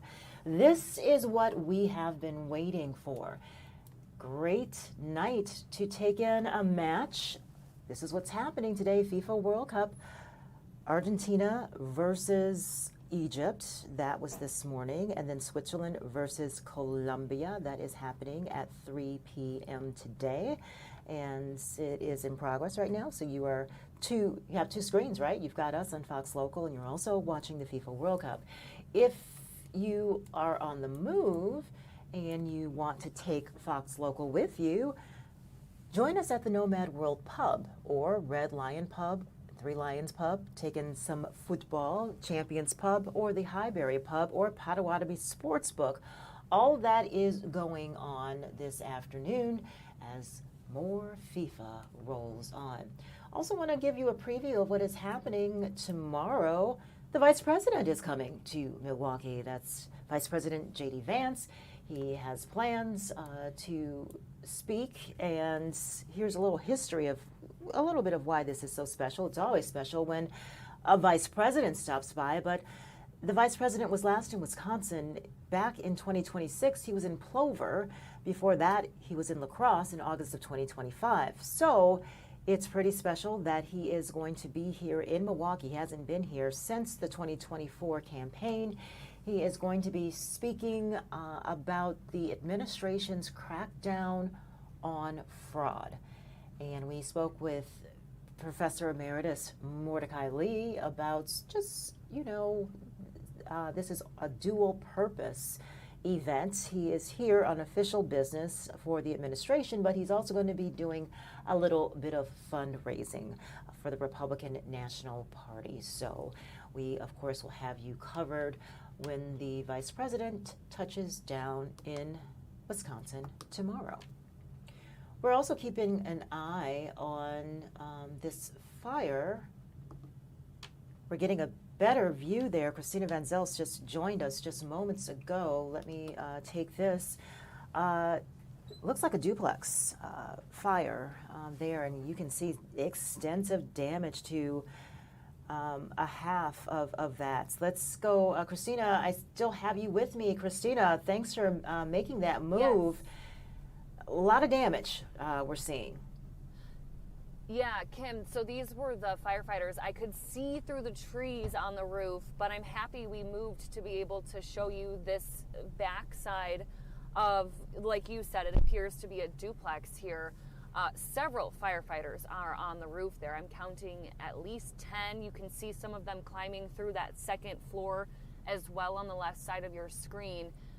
Extensive damage for sure here, and just watching these crews climb the roof, and then you can see the water from the fire hose coming through the roof on the other side as crews are working on this. I haven't seen any flames from this angle or smoke anymore, but still several firefighters here working on this fire.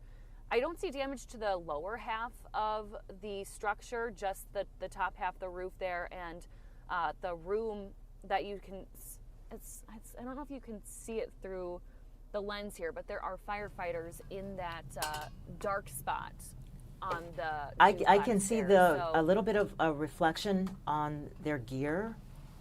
Let me try to zoom in for you just to see if it, yeah, kind of in that area. And it looks like they're on the front and back end of the house. Yes, and so this is, again, behind the home. So right now we are on 58th Street and Locust, and from the other side of the street, we couldn't see this as much because of the trees. Haven't gotten a look at the front side of this building just yet, but again, on the back side of this home here, this duplex, the damage is extensive. Were you able to see if there are occupants, if anyone had to be, if anyone was inside at the time? Do we know anything about that? At this point, we don't. We did see crews bring out a stretcher. I don't know, we didn't see anybody on it, so I don't know if that was just a precaution. It looks like there is some sort of, I don't know if that's a towel or something hanging over the backside of the home.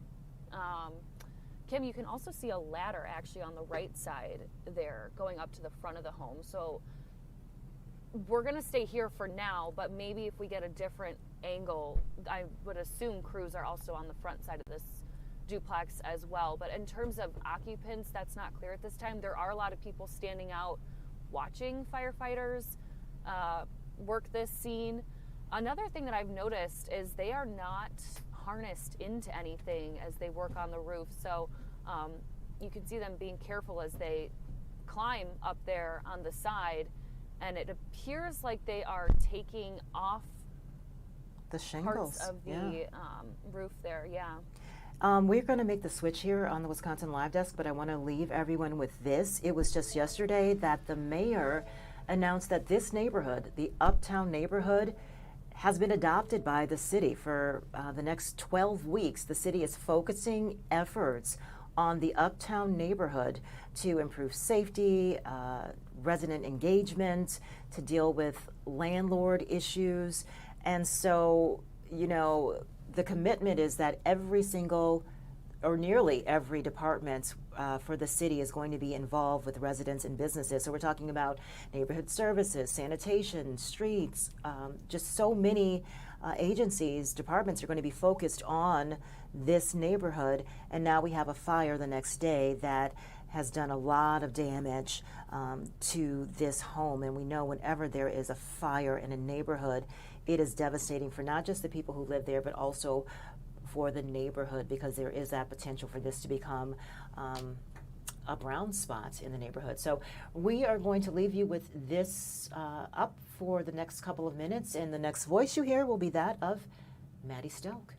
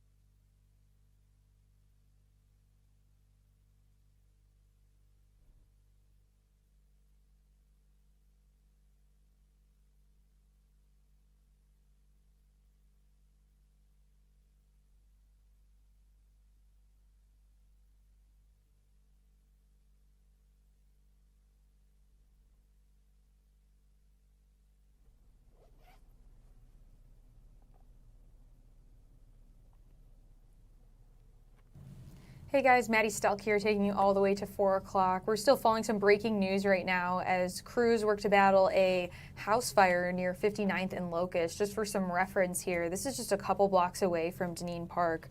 Christina Van Zelst still dialed in here with us. Christina, for those of us just tuning in, like myself, just getting logged in, kind of catch us up with where you're at and what's going on. Yeah, hey Maddie. So we are actually on the backside of this, what appears to be a duplex at 58th and Locust. We have seen at least 10 firefighters here on the backside of the home working on the roof. And then on your left side of the screen of that structure, there's that dark area where if I zoom in, you're able to see some firefighters working that little spot there as well. We've seen ladders going up in that area, and then also they have been removing pieces of the roof here. And then on the right side of the home, there's another ladder going up that way, and we've seen they're still spraying water, as you can see on the structure. So we got here, I want to say about 40 minutes ago, and when we originally pulled in, we were on 59th Street. You couldn't see anything from that vantage point. And we've now moved one street over, and that's the back side of the structure that you're looking at now. It's not clear if anyone's been injured at this time. I did reach out to the fire chief, Aaron Lipsky, to see if there's any information he can provide us in terms of if people were living in this home or if anybody has been injured. But this is what we're seeing. It has calmed down a little bit. We never saw flames when we got here, and we saw a little bit of smoke when we first pulled in, but since then we have not seen any flames or smoke, and crews have dwindled down, at least on the back side of this home here. So our photojournalist Rissa was just checking out the front side, and when I get with her to see if she could see anything different from a different vantage point, I'll let you know. But again, you can kind of see through that little window there some firefighters still working the area, and have since left the roof, but there's still several ladders up on the structure. I'll zoom out a little bit just so you can see the full picture. Again, this is on, we're on 58th and Locust. That home is on 59th Street. So Maddie, we will stay on this. We've also reached out to the fire department to see if there's any information they can provide. But at this point, that is what we are seeing. And you also have to think, too, of fire crews working in this heat. It's about 86 degrees. So I wonder, maybe they're taking some breaks, hydrating, and then now some crews are coming back up on the roof there. So Rissa is about to get back in the car. I'm going to ask her what she saw on the other side of the home, but that's, for now, the update we've got for you, Maddie. And of course, if we learn anything else from the chief or the fire department, we will bring it to you live here on the Wisconsin Live Desk. Yeah, definitely some probably obstacles there between the heat and everything else of that nature. I want to ask, I know this is such an incredible shot you have up, Christina, but I don't know if you're able to pan around just to kind of see the rest of the neighborhood to give people kind of a sense of where this is at. Have you seen any neighbors walking around? I know typically when things like this happen, people tend to come out of their homes just to check out and see what's going on, or any possible people who might have witnessed this when it started. Yes, when we were on 59th Street, there were a lot of people standing outside. I will give you the area that we're at now. So no one is standing outside here, but again, we are one street off of where fire crews are battling this fire. So they do have the road closed down, and this has been the best vantage point we've been able to get so far, just because this lot between the home and the street we're at is vacant, so we can get this sort of vantage point right through that lot right there. But there were a lot of people standing outside on 59th Street, so once that street clears, and if anybody saw anything or would share with us what might have happened here, we will definitely let you know. But as you can see now, a lot more additional firefighters just got back on the roof. Zoom you in there. Yeah, so the fire done, but it So, looks yeah, like still a very yeah. active scene. I was gonna say the fire looks like it's out, but still a lot of work to be done. It looks like on the roof. I see multiple parts, or 2 parts there. It looks like one on the top and then one on the side. Do you know if that was from firefighters breaking through the roof to try to get to the source, or if that's damage just from the fire itself? It's hard to tell right now, because they've been taking off the parts of the roof now, right? And I haven't seen the water come through in the last couple minutes, so it's hard to tell. But like when you look, let me zoom out a little bit. When you look on the left side there, that looks like it's burned. Yeah, yeah. So it's not. I'm not sure if that's where things started, and then it went through the. I mean, of course, through the roof. But that area looks like it was burned, and there are at least 1, 2, 4 ladders currently up on the home. So on the other side of the street, we saw 3 fire trucks. So. Again, a lot of first responders here. Let me show you again the roof as they work. It looks like they're just sort of starting to take down parts of the roof that could be a danger to people in the area and kind of cleaning that up. Yeah, wow. Well, but no hot spots that I've seen, no smoke rekindling at this point, and they've stopped with the water for now. Yeah, all seems like things are good and hopefully slowing down there. And also, I mean, looking at the time, you would hope that nobody was inside during that time. It is the middle of the workday for most people, so hoping that everyone was able to get out safely if they were there. Christina, thank you. I'm going to let you go. But again, this is the scene right now near 59th and Locust. I know Christina will have an update for us on Fox 6 News at 4 after she checks in with our photojournalist who got another point of view from the other side. Christina, thanks. All right, we're going to take a quick break here on the Wisconsin Live Desk. When we come back, we'll take another look at that shot and bring you some other news. Stay with us.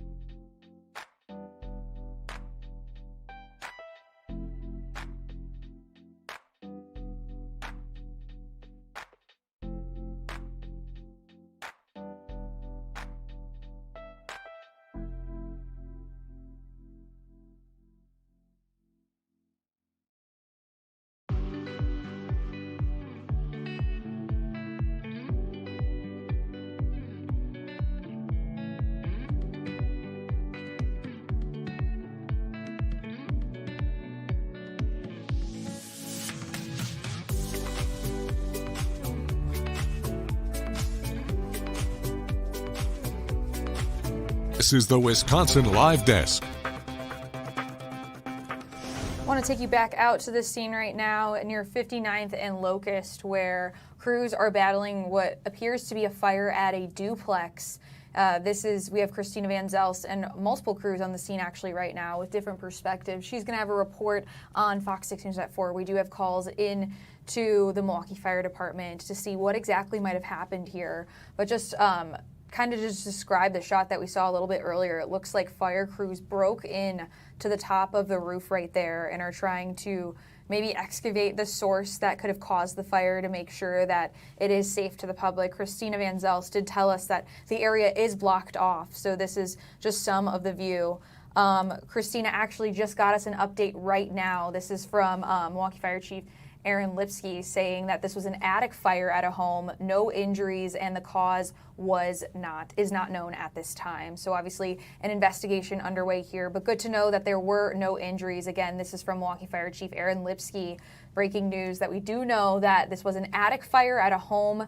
Nobody was hurt and unknown cause. I was telling Christina this is the middle of the workday, so probably not that there's ever a good time for something like this to happen, but probably good that nobody was injured and hopefully people were probably not even home when this occurred. So obviously this is an active investigation. The cause is not known at this time, but of course, as soon as we get more information from the Milwaukee Fire Chief and other crew members, we will bring it to you here on the Wisconsin Live Desk. For now, let's give you a live look downtown on Brady Street. Oh my gosh, has this crowd developed since we last checked in? Looks like a lot of fans rooting on Colombia right now as they take on Switzerland in the World Cup.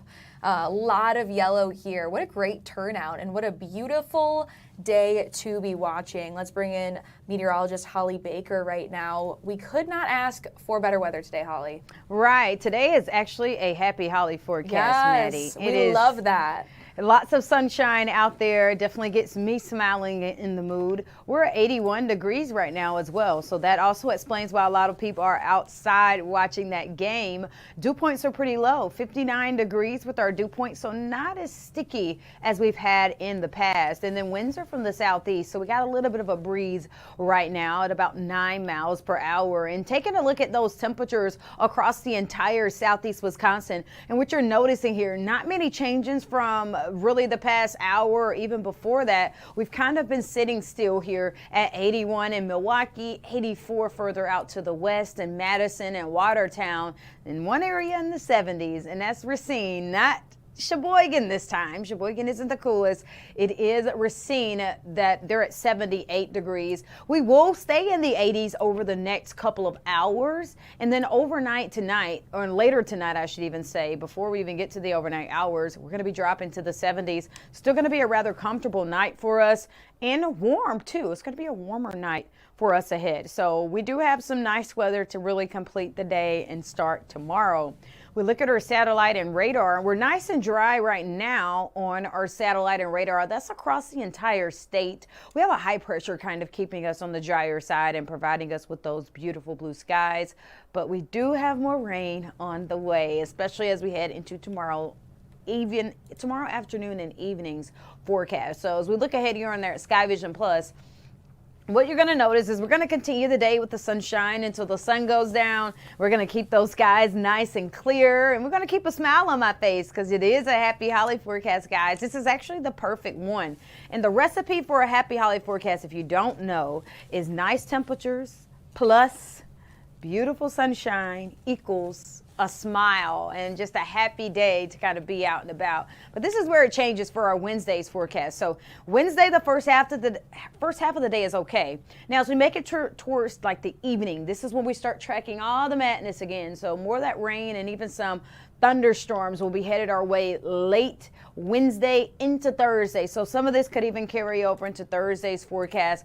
And then we may have even some spotty pop-up showers and thunderstorms throughout the day on Thursday. I know that's the start of the Bastille days. I do think overall we will be okay for Thursday, but we will have a chance for some rain just depending on where you are.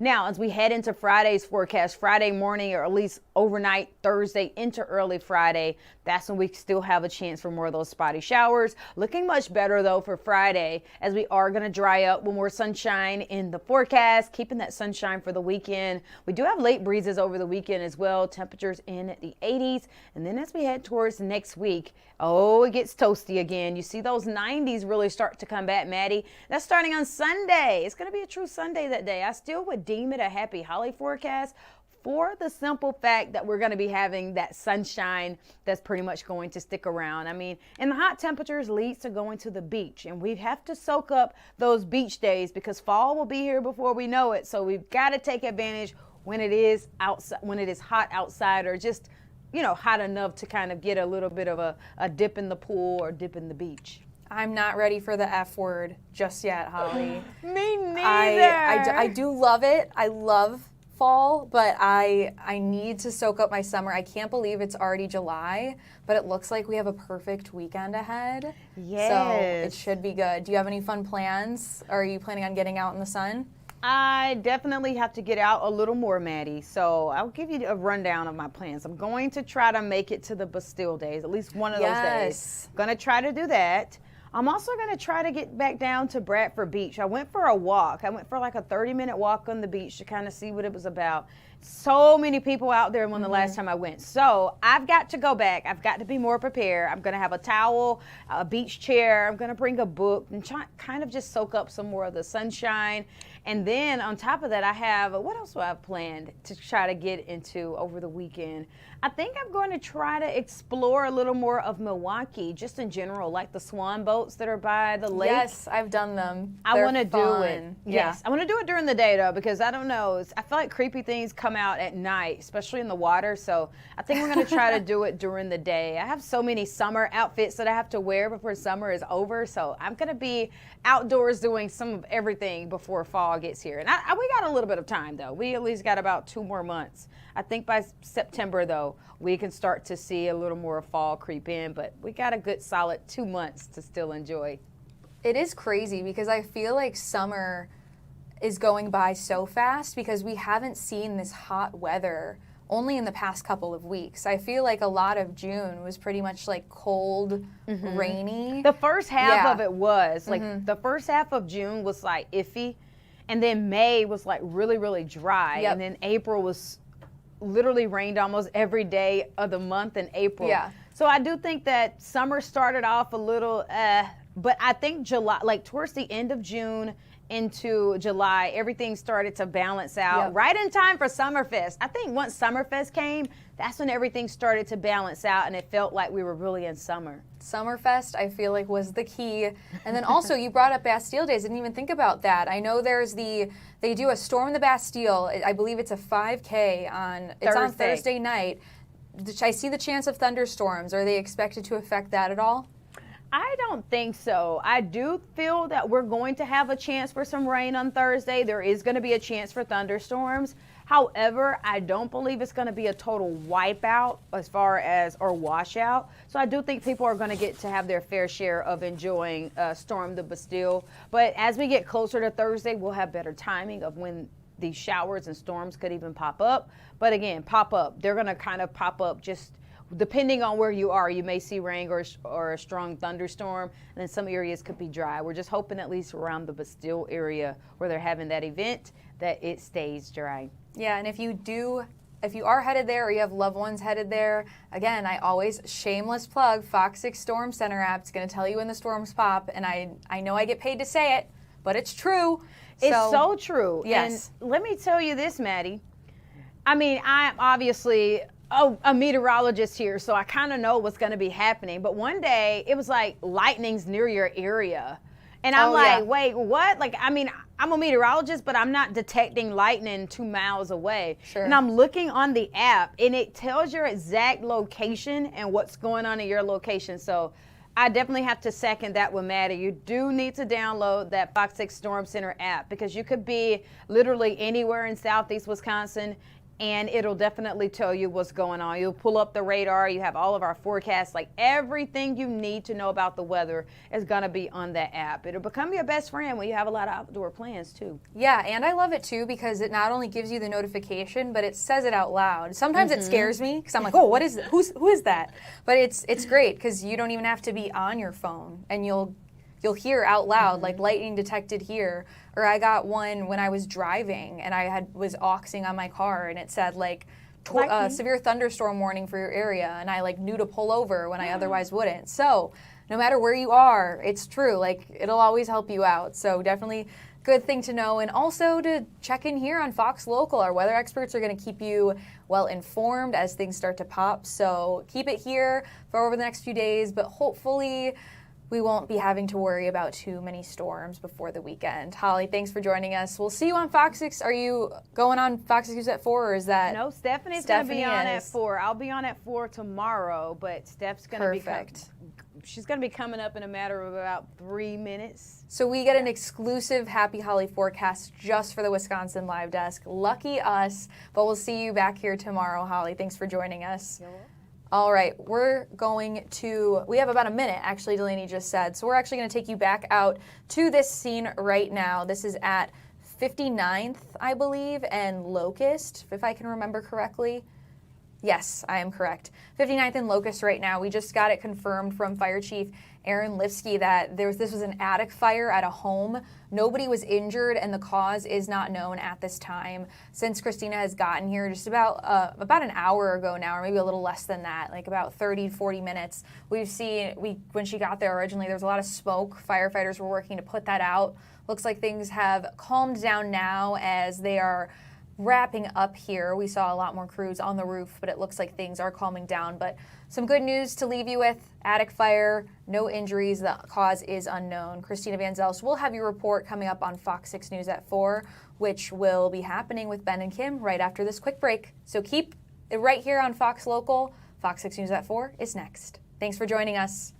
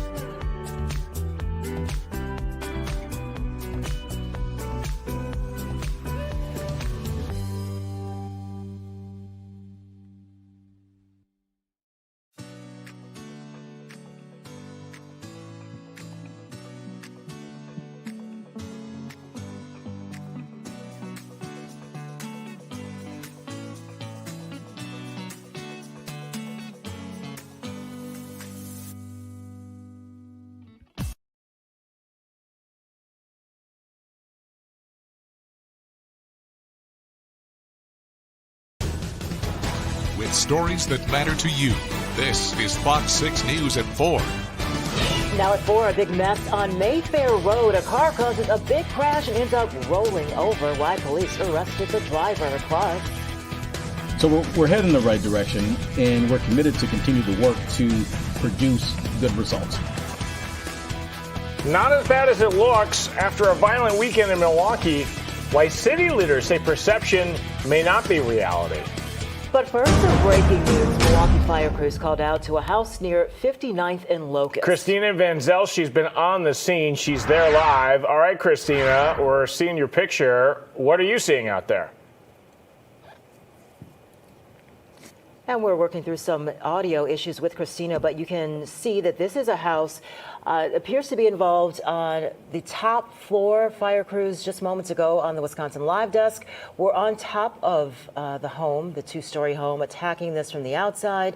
Now you see that there are some firefighters. You see one just kind of peeping up through some of the damage there. They were just prying back the shingles for that. We are just hearing from our producer that there are no injuries, and the fire appears to have been in the attic. Yeah, Christina about 10 minutes ago talked to the fire department, and they told her they do not know the cause of the fire yet. But this is tough for firefighters because they have to get up there and make sure there are no hot spots, and especially in the attic, many times flames can get in the crawl spaces and then continue to burn for some time. So Christina's joining us. She can hear us now. Christina, it's kind of wild to see these firefighters have just popped up out of the top of the roof that's no longer there. Yeah, Ben, it really is. And I actually just heard back from the fire chief, too. I asked him, how are the crews? Okay, we lost Christina's audio again. We're going to work on that. Obviously, Christina's been talking to the fire officials, but again, no injuries and an attic fire up there at 59th and Locust. And now to our big story at 4. Homicides, shootings, assaults, all down in Milwaukee compared to this time last year. The city released new crime numbers today saying we're trending in the right direction. Our Durante Matthews is joining us live downtown.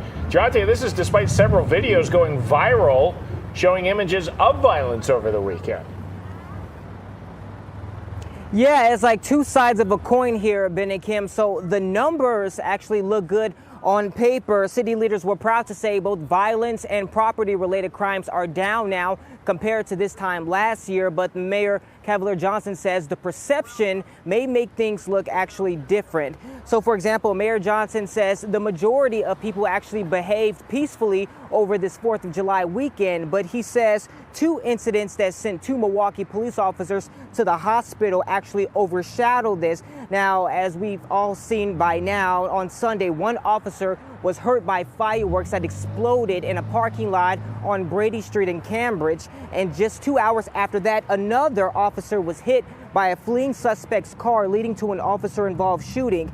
According to MPD releases, there have been 6 officer-involved shootings this year, and that's actually 2 more than this time last year. But new crime numbers show major crimes like homicides, carjackings, and robberies have all gone down. Community leaders say a big part of that is thanks to city and community partnerships like the Department of Community Wellness and Safety. The director says their street outreach and interventions actually helped curb violence, but as far as what may be making it worse, both Mayor Johnson and Chief Jeffrey Norman says social media is fueling the chaos. Many times a trend or incidents of violence happen. The first thing that people do is they whip out their phone and they go live. The glorification of our bad behavior on social media perpetuates the behavior. I don't know if everybody understands that. Every time you want to do a click or a like of these bad behaviors, you're enabling. Now, one of the questions we were able to ask Chief Jeffrey Norman today is about Milwaukee Police's staffing numbers and if that is playing a role in the crime that we're seeing in the city. I'll have his response for you guys coming up at 5. For now, reporting live in Milwaukee, Durante Matthews, Fox 6 News. Look forward to that report. Durante, we'll see you soon. Milwaukee police say they're still looking for the person who shot and wounded a 9-year-old girl last week. As Bill Niston explains, we're learning new details about a person prosecutors say ran from the scene of the shooting. A 9-year-old girl was shot shortly before 11:30 Thursday night. Now in court filings, prosecutors say a 28-year-old man drove off from the shooting scene, led police on a high-speed chase, crashed, and left his 2 young children in the car. Here's how it started. Milwaukee police say they got called to the area of Richards and Burleigh shortly before 11:30 Thursday night for a shooting. A 9-year-old girl was shot and taken to the hospital in critical condition. Right now, it's unclear what her condition is.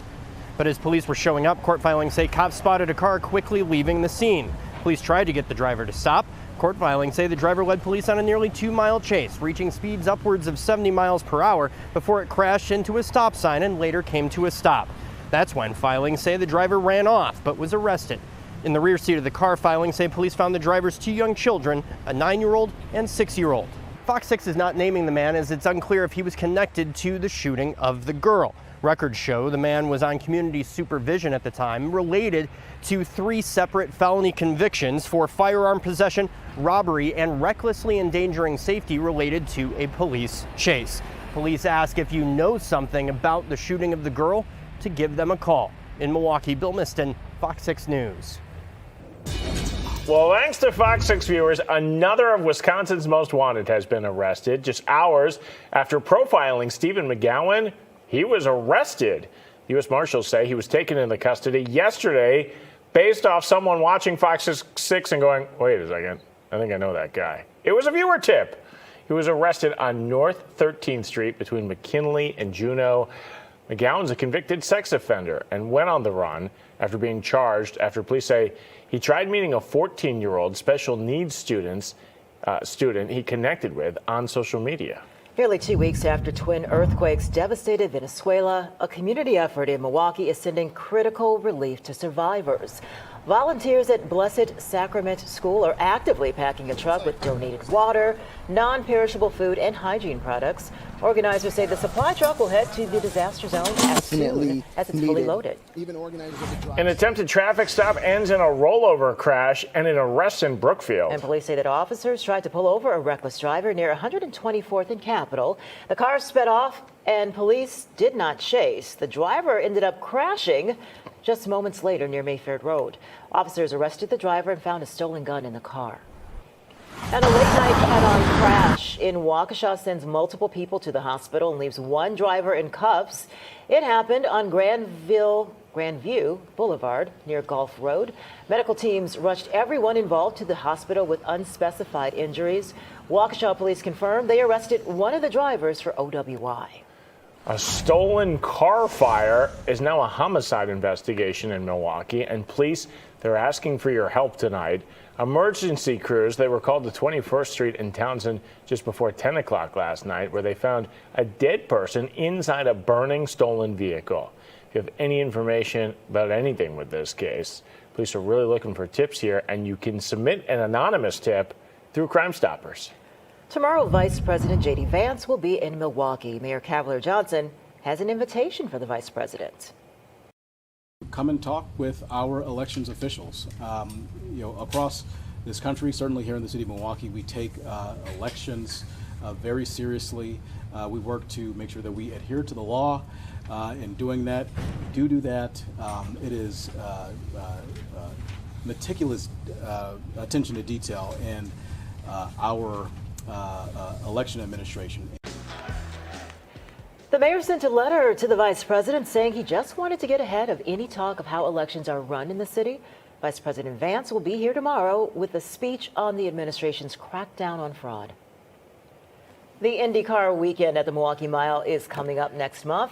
The driver who won last year's race joining us in studio next to talk about the upcoming event. And the CDC is tracking a severe parasite outbreak, including cases here in Wisconsin. Explosive diarrhea, one of the symptoms. I bet I have your attention now. We do. We're going to talk live with a UW health doctor about what is causing this and maybe what we should be avoiding during this summer season. Stay with us here on Fox Local. We're back in 2.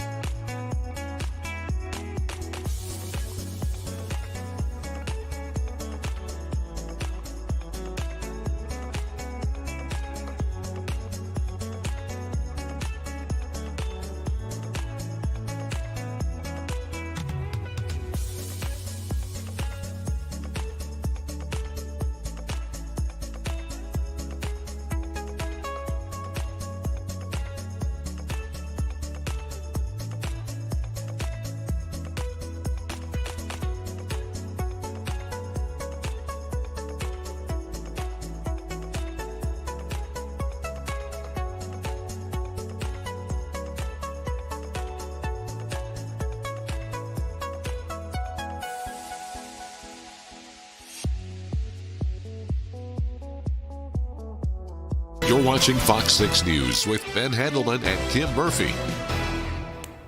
Well, hundreds of cases of an intestinal infection are being reported around the country, including some here in Wisconsin. Oh, this sounds pleasant. At least 18 states are now being investigated for the cause. They don't know where it came from. And experts say the most common symptom, severe diarrhea. And when I think explosive diarrhea caused by parasites, I know just who to call. It is Dr. Jeff Potoff, UW Health's Chief Quality Officer. Doctor, so many people are talking about this, and this is becoming serious. I mean, a lot of people, especially here in the Midwest, have gone to the hospital for this. What is this? Yeah, so cyclospora is actually a parasite, but it's single-celled, so it's not like a worm or something that you would actually see. We've had cyclospora for a long time. Usually comes out in the summer, but usually not this many cases. We're seeing it in New York, the upper Midwest. It's down in Texas. Illinois has got a bunch of cases. A couple ways that this infects people. Lots of times, it's contaminated produce. That's kind of like the number one culprit. It's feces, a stool of some sort, gets on the produce. We end up eating it unsuspectingly. We get sick. The other way is by water. So lake water could do this if it has runoff that has feces in it. The other thing could be pools, not well chlorinated in those swim diapers that sometimes leak. That could be a cause too. But, 2 to 14 days after you get exposed, you develop some pretty impressive diarrhea. And this comes on sudden, right? And I was reading, we get this every summer, but what's different about this, there was been so many cases in Michigan.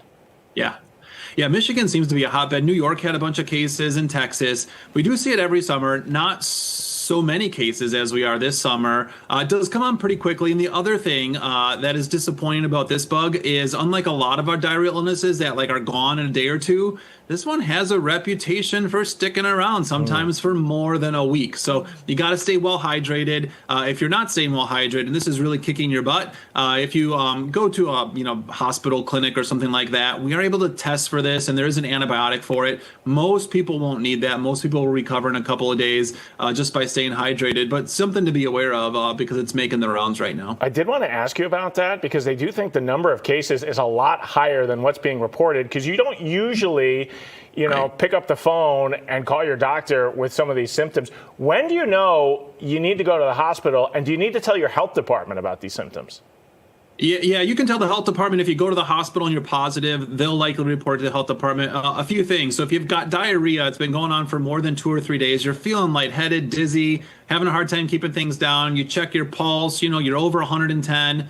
Those are signs that you at least got to go to an urgent care, maybe an emergency department. We'll tee you up with some fluids. Sometimes we'll send that testing. If you're real sick, lots of times that testing will get done to see if you are carrying something that's treatable, whether it's cyclospora or some of these other things, and then we can treat you. But like you said, most people are like, you know what? I went to a picnic. I had some potato salad. It was probably bad. Yeah. Never actually realized that it was this bug that got you. Yeah, it's a bummer. So many people are suffering from this. I want to switch gears here. We only have about a minute left here. The makers of Zyn nicotine pouches got a big win. The FDA says they can tell consumers they are safer than cigarettes here. But the key word, safer, right?